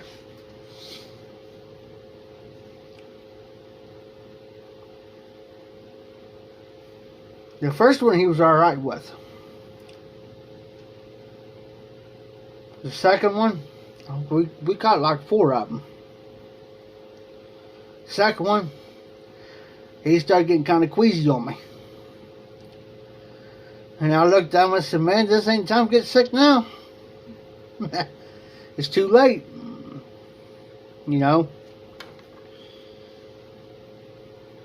By the time, let me put it to you this way, by the time I was cleaning the third one, it was all over. It was over. He was done. My dad's up here. Anyway, he says, Jeff, he was kind of laughing. He says, "Jeff, I know it ain't funny." He says, "I know it ain't funny." He says, "But just the way his reaction was." I said, "I know." Yeah, and I said, "You'll be alright." And I said, "I don't got time. I got to clean this last fish up." Because what I did was, I always kept a clean bucket. Always kept a clean bucket. So when I cleaned these fish out, well, I had 2 clean buckets. And I always throw the one in the one clean bucket, clean water, take it out real quick and stick it in another bucket. That's how I always done it. Got him done. Went back there and I said, "Leroy," I said, "You alright?" And he says, "Yeah." I said, "It's over with." And I said, "I'm going to wash my hands." Since he seen what was on my hands, he got sick again on me. I was like, "Oh." Shook my head. Went back up to the house. Dad says, "He's back there sick again, ain't he?" I said, "Yeah." I said, "Well," Dad, I said, "I learned 2 things today." He said, "What's that?" For one, he's scared of heights. 2, he's got a weak stomach.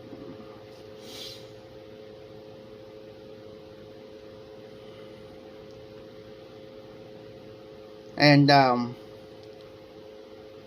said, "Well, And I said, I'm going to go take this fish in here, Dad. And I said, I'm going to go ahead and get a pan.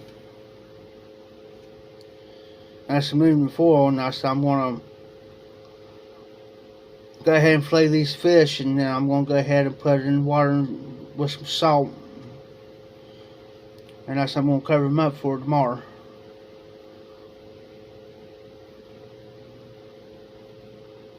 Well, my dad had a certain recipe, and still this day I don't know what it is. But he can cook that catfish, and it was so good. So good. And he wouldn't tell me what it was. So I let my dad cook it. Well, on the last, my dad had emphysema and chronic bronchitis real bad. So on the last batch that he was cooking, he went ahead and did his thing, and he says, Jeff, he says, and he put it up. He wouldn't let me see it. He put it up, and then he says, Jeff, just watch it. Just kind of keep, if it's getting a little bit brown, just keep turning them. It's alright. He says, but you got to watch it. Because it cooks kind of, so I did. So Leroy, my sister Tara, was sitting in the front room, and I said, Dad's done. He said, well, bring it. And I had like 2 plates full, heaping full, catfish. So that's what, bring them suckers in here and bring me some tartar sauce. Alright. And he says, while you're at it, he says, get the hot sauce. Alright, Dad. Got it. Well, Leroy tried it. He said, well, Dad told him to try it. So he says, hey, that's good. He says, what is that? Dad wouldn't tell him, because if he would have told him what it was, he knew what was going to happen. He says, so Leroy was sitting there eating. Well, he asked Dad for some hot sauce. Dad looked at him, he says, are you sure?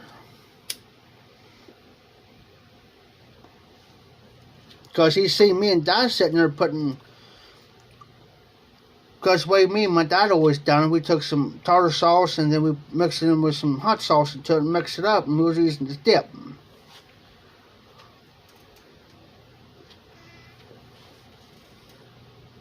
And no Leroy yelled, damn, it's good.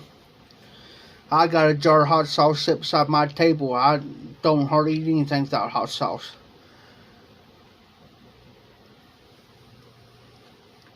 Dad looked at him and says, are you sure? And I kind of looked at him off kind of funny, and I looked at Dad and I looked back at him. He says, yeah, ma'am. Alright. You asked for it. Tara, my sister, tried to talk him out of it. She says, hey, Roy. She says, you never had the hot sauce around here. She says, I'm telling you, that's going to burn your mouth. Oh, I could do it. Alright. So, this way my dad done them. He said, he looked at my sister and says, Tara, you get the hot sauce. You give it to him, because I'm not going to be responsible if something happens to him. It's going to be on you. Well, Tara looked at me. She says, Jeff, can you pass me that hot sauce? I said, I ain't going to be responsible either. I said, it's on you. So she grabs it, gives it to him. Well, Dad forewarned him. He says, be careful how many drops that you put on that. He says, it only takes 1 or 2 drops, Leroy. And that's plenty for you. Because sometimes me and Dad will take a catfish too, and we'll put like 3 or 4 or 5 drops of hot sauce on them. We're sitting there eating them. Well, what's he do? He puts about 4 or 5 drops on there. Didn't listen. He took it by that boy.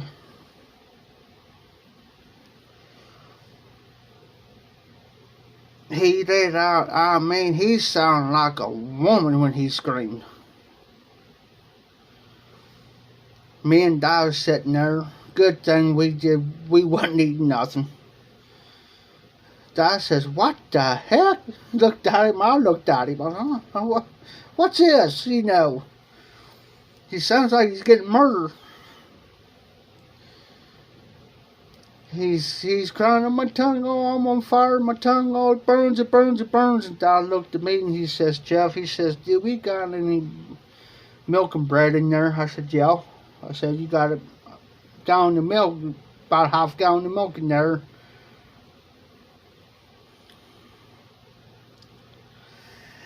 Damn. Man, well, see, what she done was she went down to a church camp. Mom and Dad let her go to this church camp. She was begging to go to this church camp with a couple of friends. Well, she met him at a church camp somewhere down around Waverly area. But the thing was, she was sneaking. Been sneaky. And the way that Mom and Dad found out was like I said, he couldn't read or write. So he had his sister write my sister a letter. So the way I remember, I was probably about 12,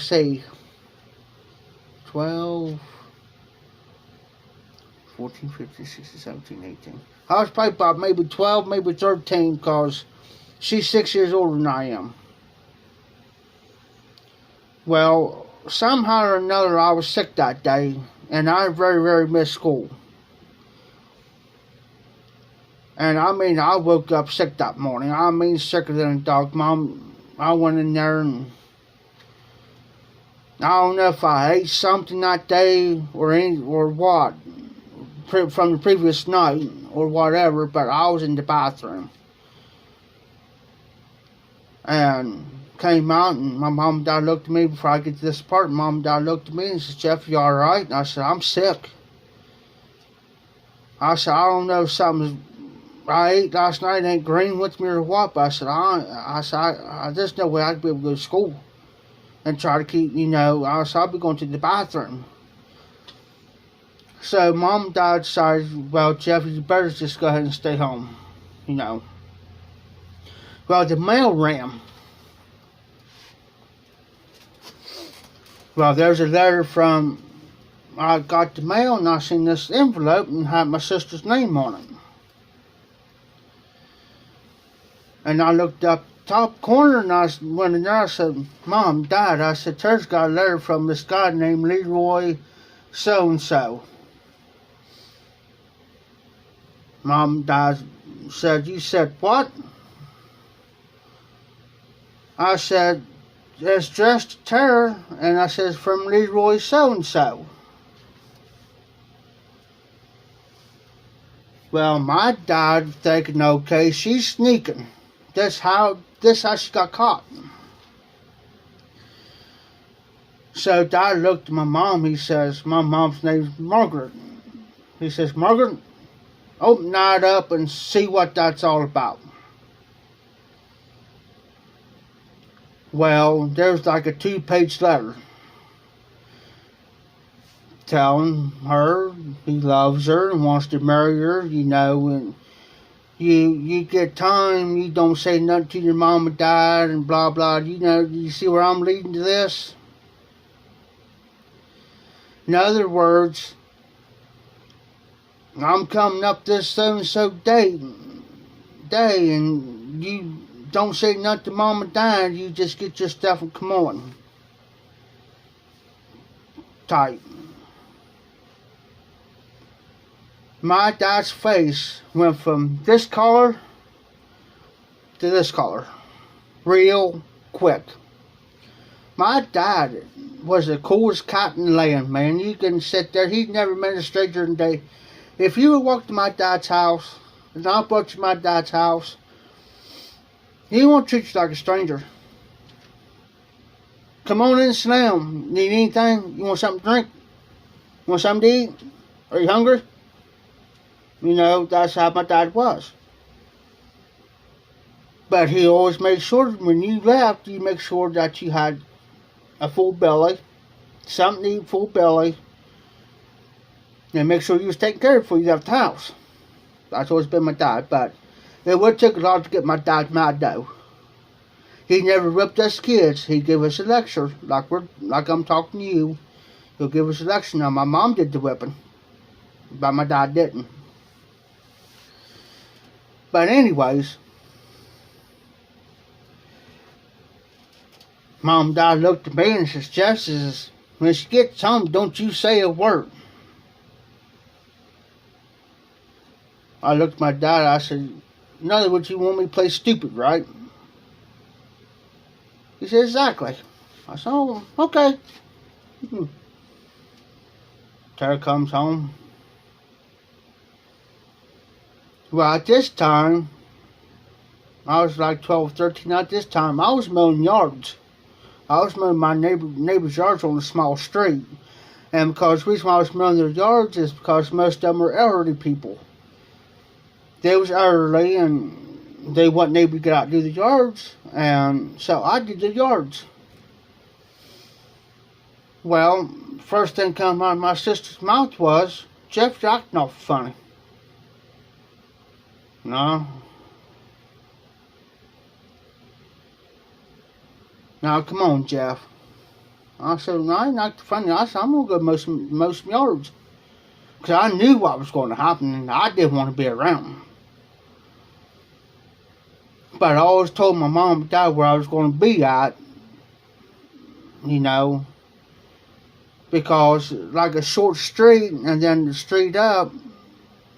Because it was Pine Street, and the street we lived on was Olive, and so I was up on Pine Street, which is probably not even a couple minutes of walking. So I told Mom, that's why I'm going up to French Cook's house. Nice lady, wonderful lady. And I said, I'm going to go up there and mow her yard when I get done. And I said, do you mind if I stick around and talk to her for a little bit? Dad says, yeah. Sure. You know, we know guys. I can hear my dad in there. I'm thinking, oh crap, I'm splitting.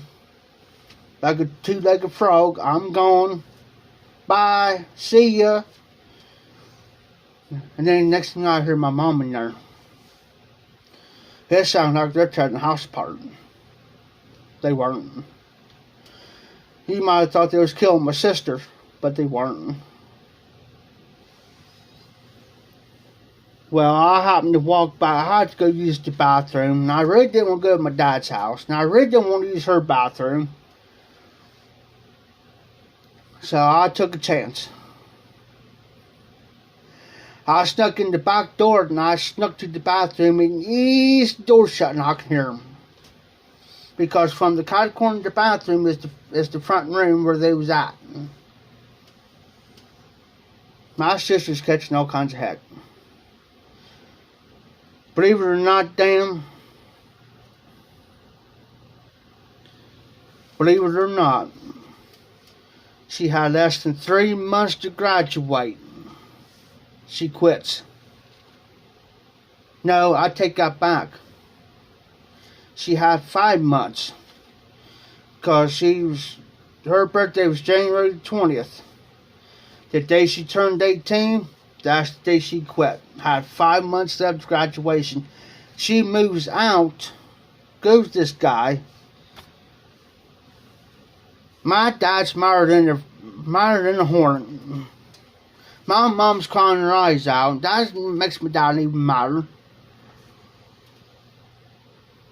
And here they, and what they do, Here's his mom and dad. Here he is. Here's his brother Billy. His sister Betty. And I went to the door and I put my hands on my hip and I said, Dad, you ain't gonna believe this. He says, what's that? I said, you realize there's a whole clan out front here. He says, let them step 1 foot on this property. And he says, it's going to be on. I was like, uh-oh, this ain't good. So all this time, Tara's getting her stuff out. Dad's yelling at her. Mom's over here crying.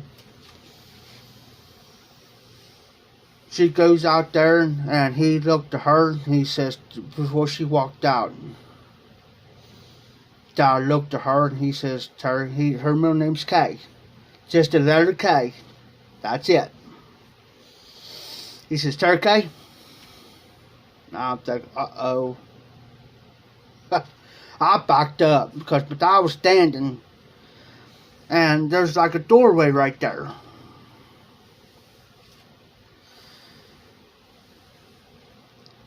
And I'm standing in between my dad and her. And I know how Dad gets when he gets me. Now, I could tell Dad, come on. It ain't worth it. But when he calls one of us by our middle name, we're gonna stand there at attention salute. He says, Tara Kay. I'm thinking, uh-oh. It's time for me to move. Because if I didn't move, he was going to move me. But like I said, my dad's the coolest cotton Lando. I mean, he can talk with anybody. Mess with you. But if he's mad and you come around and he's mad, I'll say, he won't be mad at you, but I'll just give you a heads up. You know, he's kind of mad right now. Just kind of watch. But so I moved. He says, I want to see his mom and dad in this house right now. No questions asked. And they better get their butts in here. If not, I'm coming out there.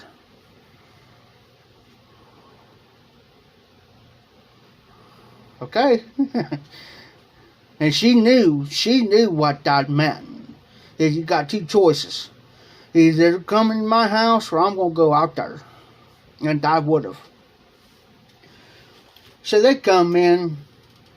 His mom died. Well, his mom stood up in my dad's house. That's the biggest mistake. He's already mad. He's already ticked off. And that's the worst thing you can do. So she strutted in there and she sat down in my chair and I looked at her and he says, did I give you permission to sit down? And he says, number 2, that's Jeff's chair. And he says, did you ask Jeff if you could sit down in his chair? No. He says, by God, get up. And I'm like, uh-oh. His dad came in there from the front door to the front room door. He was shaking. He was scared to death of my dad. Because he heard him cry out there. And he says, what in blank you think you're doing taking my daughter down there? And what blank y'all think you're doing is going around sneaking around? And he says another thing too, and he says, don't sit there and laugh because I got the letter right here to prove what you guys was planning on doing. He was planning her sneaking her out of here and this never going to come up here and sneak her out of my house. By God, that's my daughter. She only had 5 months to graduate, and by God, I'm thinking, oh, this ain't good. Because the more he was going down, the more he was even getting worse than mine. He was beyond mine. Dad tried to convince her. Mom tried to convince her. I didn't even try to tell her. Tell her, just don't do it. Don't do it. She goes down there. Next thing you know, we found out that she was married to him. That didn't go over good. Next thing we found out that she was wound up pregnant, which that was even worse. When she come up, she's all sick. Well, there in Greenfield. Go to the hospital, find out she's pregnant. Mom died. Oh,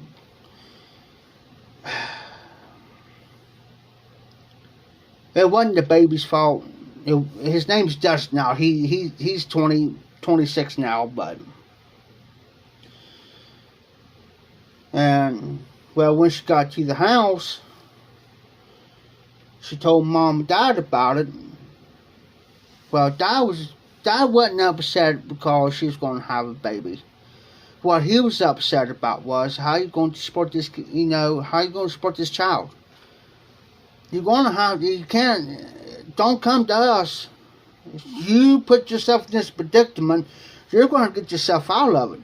And you're going to raise this child for the next 18 years and beyond that. So, there's a couple times she's left him, came up, went back to him, came up, went back to him. Then she told me one night that she's Joe's sister. Well, my mom passed away. Well, not long after that, she came up. She says, Joseph, don't say nothing to Dad, but he's been beating on me. I said, beating on you? Beating on you? And about this time, I just turned 17. I said, the boy's been beating on you? Well, she was this other guy at the time. I said, oh, really? And I said, you got your stuff down there? She says, yeah, but I'm afraid to go down and get it. And I looked at him. I said, come on. He said, what do you mean? I said, come on. I said, tomorrow morning, me and you're going to make a trip down there, and we're going to get her stuff. Well, they're going to be there. I said, I don't care if they're there or not. She's going to get her stuff. And I said, if he starts running his car, I'll call him everything but a white man. I almost said a bad word. So we go down there. All this time, he's scared. Gary's scared. He's standing 6'6". And he weighs over 300-something pounds, and he's sitting here literally going down or getting closer down to the house, and he's shaking like this on the steering wheel. And he's begging me. He says, Jeff, don't do nothing. And I'm almost 5'8", 5'8.5", and here's a 6'6" man scared of me. He's sitting there like this. He says, Jeff, just don't do nothing. I said, no. I said, I ain't going to do nothing as long as he doesn't run his mouth. I said, we good. Well, Gary, I said, you walk up in that house. I said, I'll be right behind you. You don't got nothing to worry about. I said, I got you. Walked up in there. Well, Gary, Betty, his mom was named Betty too. Well, I can hear Betty and Leroy in there running their mouth, telling about getting my sister's stuff. So I hopped and looked down. There was a baseball bat. I said, well, we're going to get even.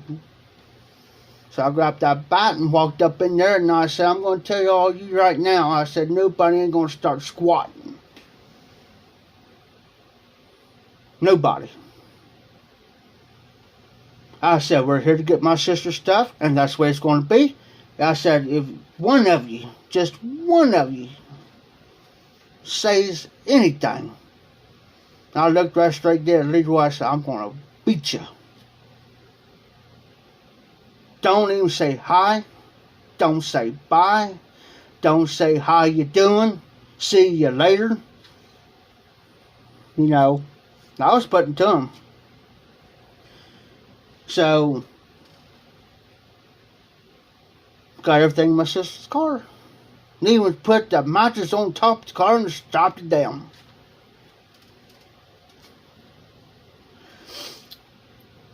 Well, his brother Billy was out there.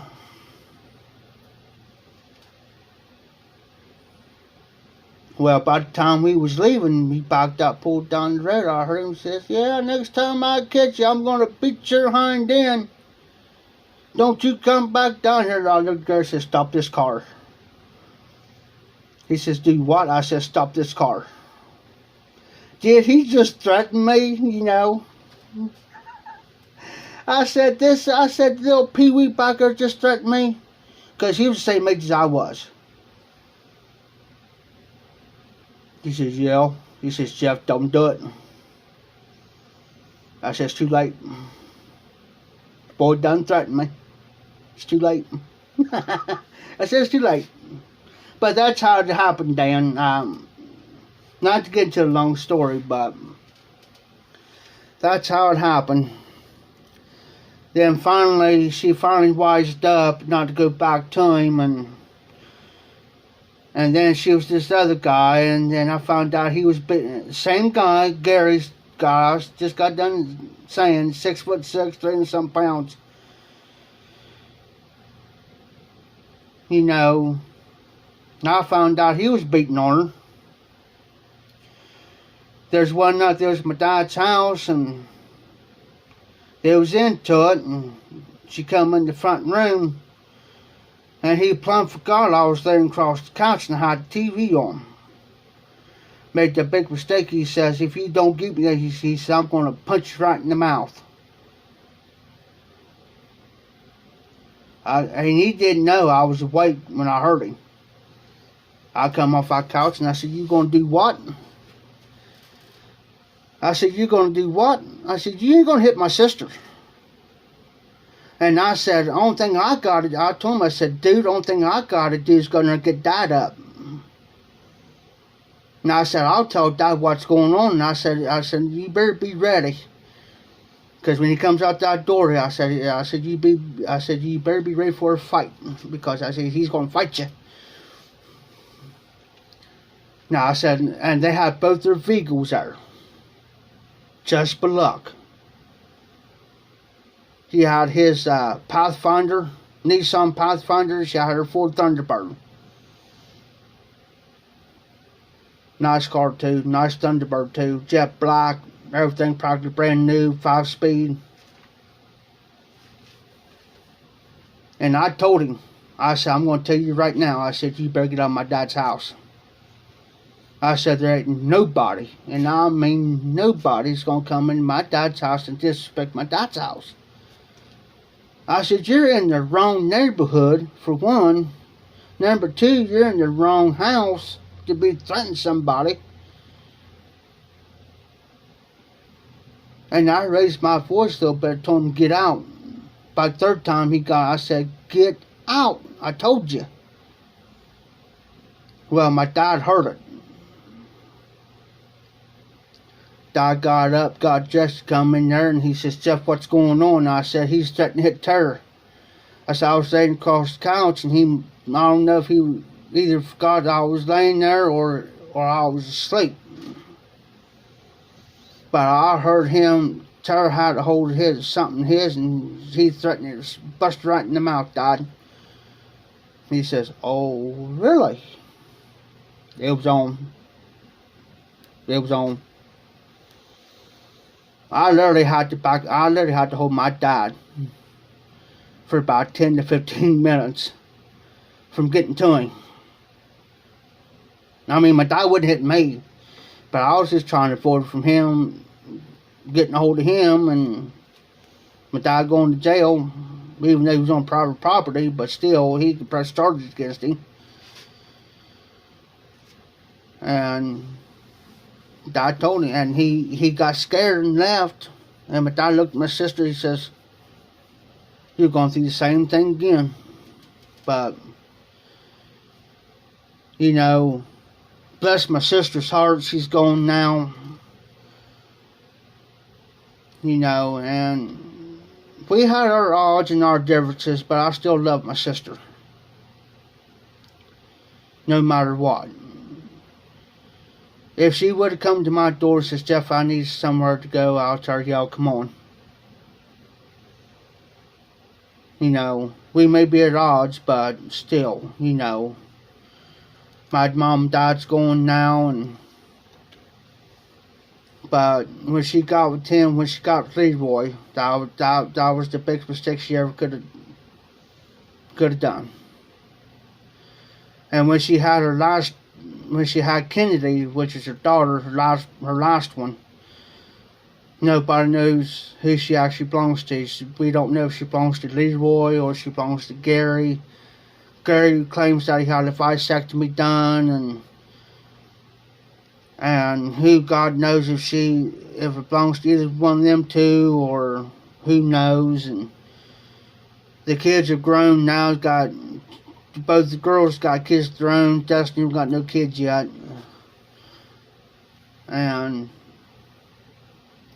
But I'll tell you what, guys, I'm going to cut it short. I'm going to go ahead and get off here because my battery's getting low.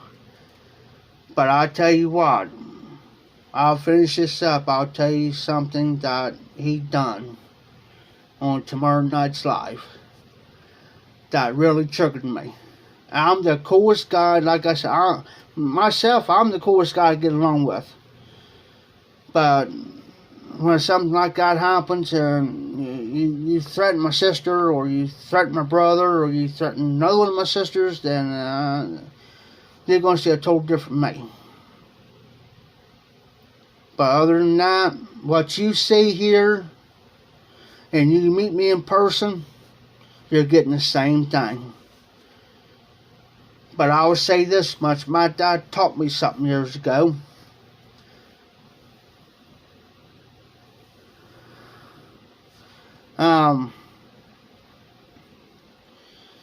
Jose, I just got done talking about my sister and everything.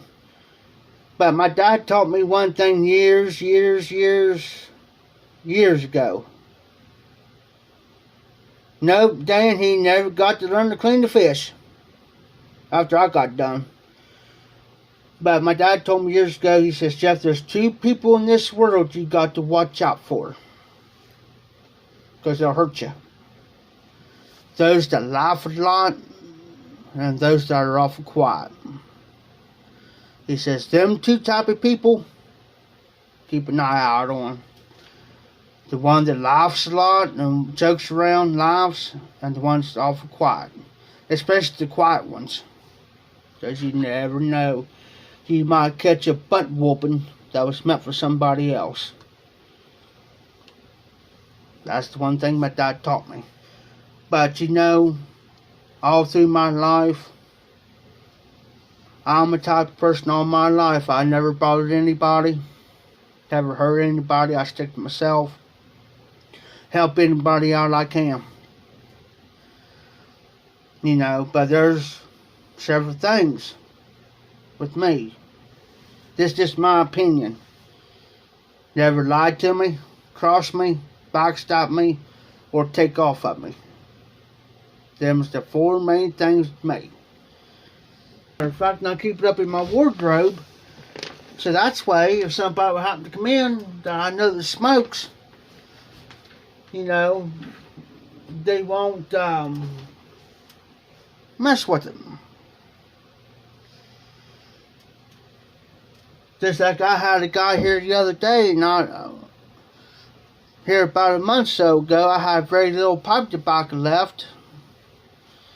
And he asked me, he says, man, because he smokes pipe. Well, he just got started. I made a video about him, where my neighbor got started and everything. Well, he come to me and he says, man, he said, I know you got pipe tobacco sitting down there, Well, in other words, he was demanding me to give him some. So I told him no. Dude, I can't do it. I said, you don't understand. I said, I wish I could help you, but I said, I got very little for myself. I said, you got to understand one thing.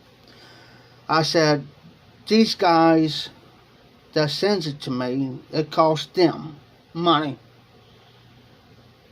I said, some of these tins has never been opened up. May cost them $15, $20, $25, depends, $15, $20, it depends.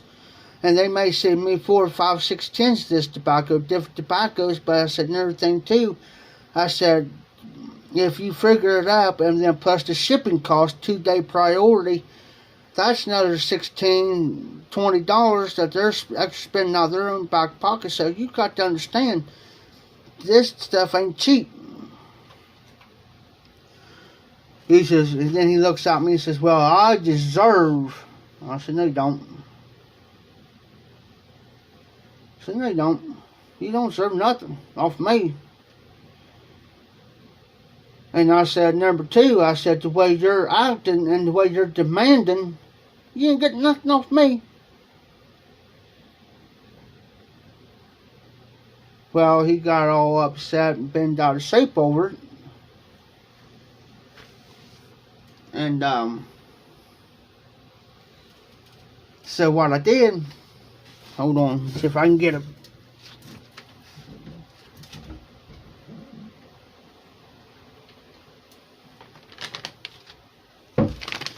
my niece has this year roll young tobacco. My niece gave it to me because they didn't like it. She said, if you can smoke it, this is your roll up type. I want it. I tried to bolt of it in my old corn cob, and I said, yeah. I said, hey, man. I said, you was harping about tobacco, right? He says, yeah. Well, I got something down there. I said, but it's going to have to come up a little bit of money. He says, well, yeah. He says, how much you want for it? And I said, well, as much as I got in that bag. I said, give me a $5. You can have it. But I said, I'm not going to give it to you for nothing. You know. And I was just in the way he's pulling his chain. You know. Because I like to mess every once in a while. Because he's done it to me. Because he wouldn't talk to me for about a month. So, then on that evening, I was happened to be out. And I went down there and said, you still want that bag? No, I don't want it now. I said, dude, I was just messing with you.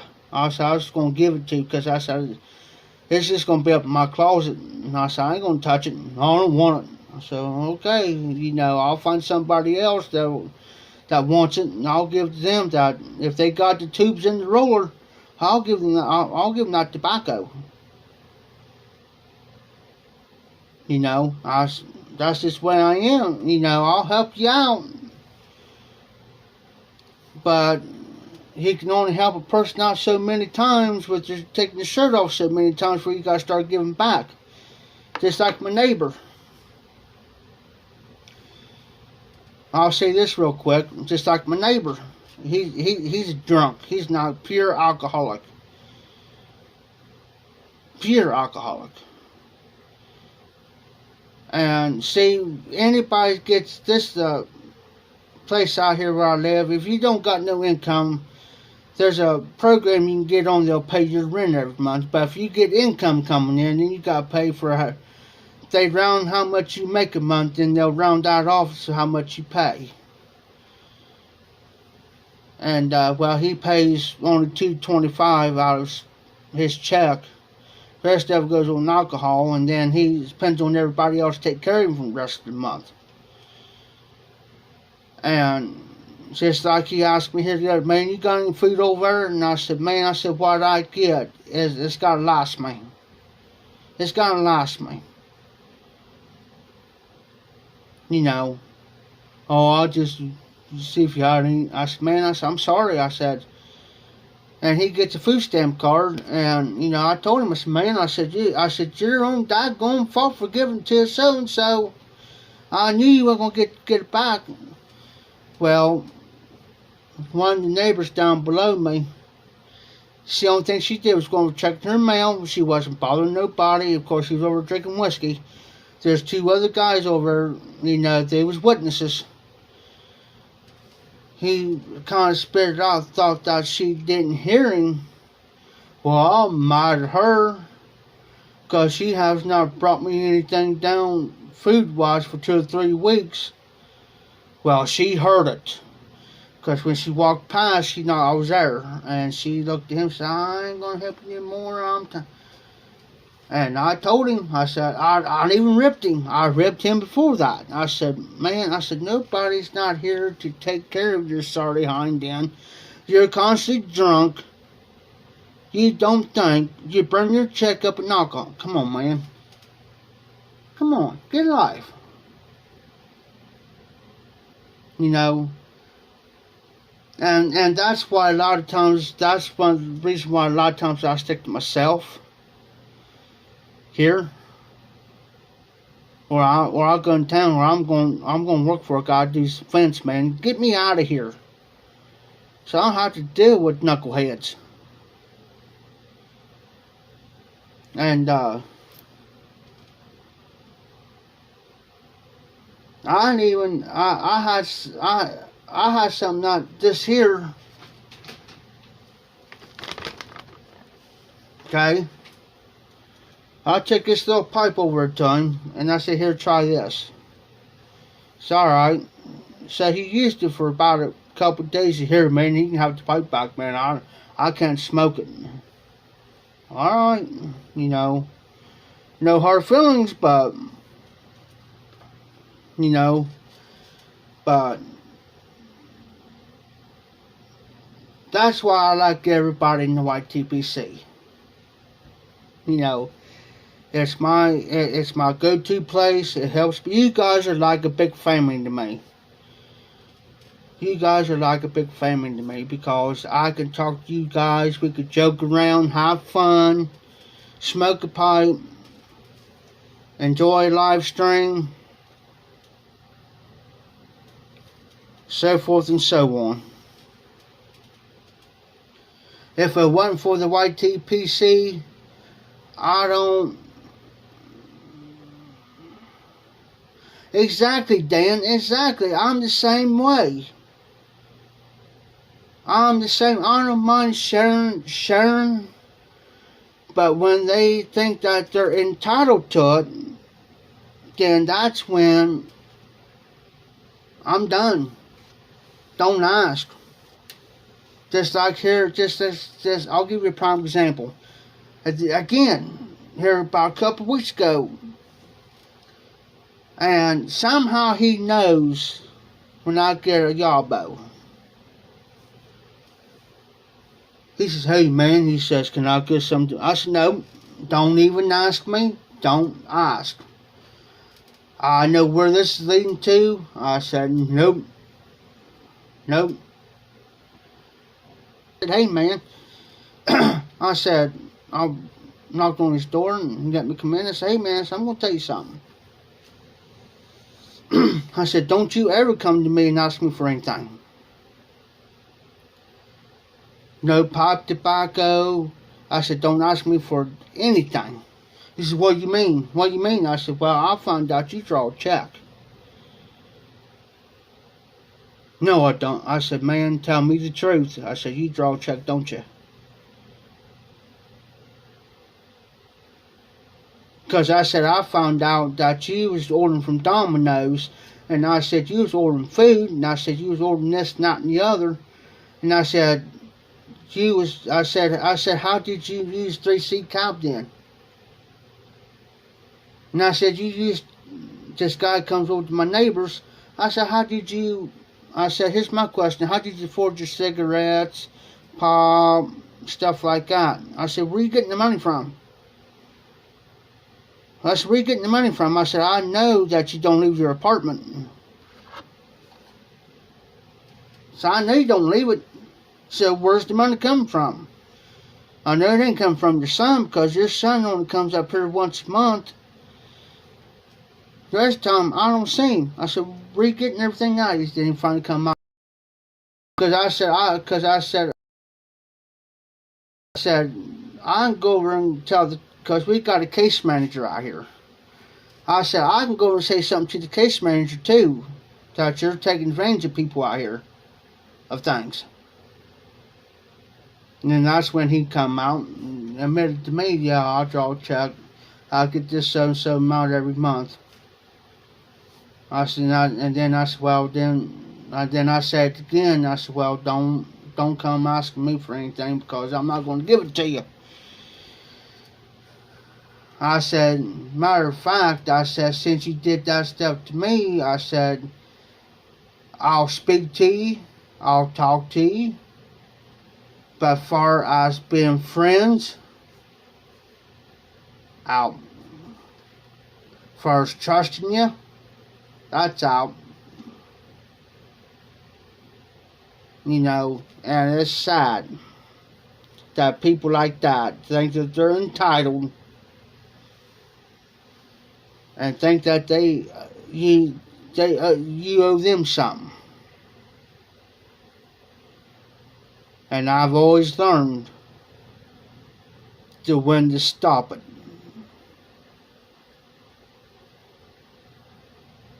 Now I tell people like him and a few others who are watching in for me. Watching in for me. You know, that's one reason why I quit the auction house, is because I started getting taken advantage of to the point to where he wasn't paying me nothing. The only thing he was doing was shoving the whiskey and beer in front of him. Here, Jeff, have a beer. Here, Jeff, here's some whiskey. Here, Jeff, here, Jeff. It got to so bad that when I came home that night of the Halloween party, that I was so drunk. He had me so drunk that when I got out, because I had to go use the bathroom, he had me so drunk I fell and I hit my head so hard, and I still got right in here. I still got a dent there from where I hit the floor so hard. Busted my nose. I have blood everywhere on my floor. It looks like somebody took a half a gallon of blood and poured it on my floor. I went unconscious for about 3 or 4 minutes. I finally came to. And I finally got on my hands and knees, crawled over to my bed, finally get myself up. Went cleaning everything up off my nose, and I thought I broke my nose. And I didn't, thank God. And I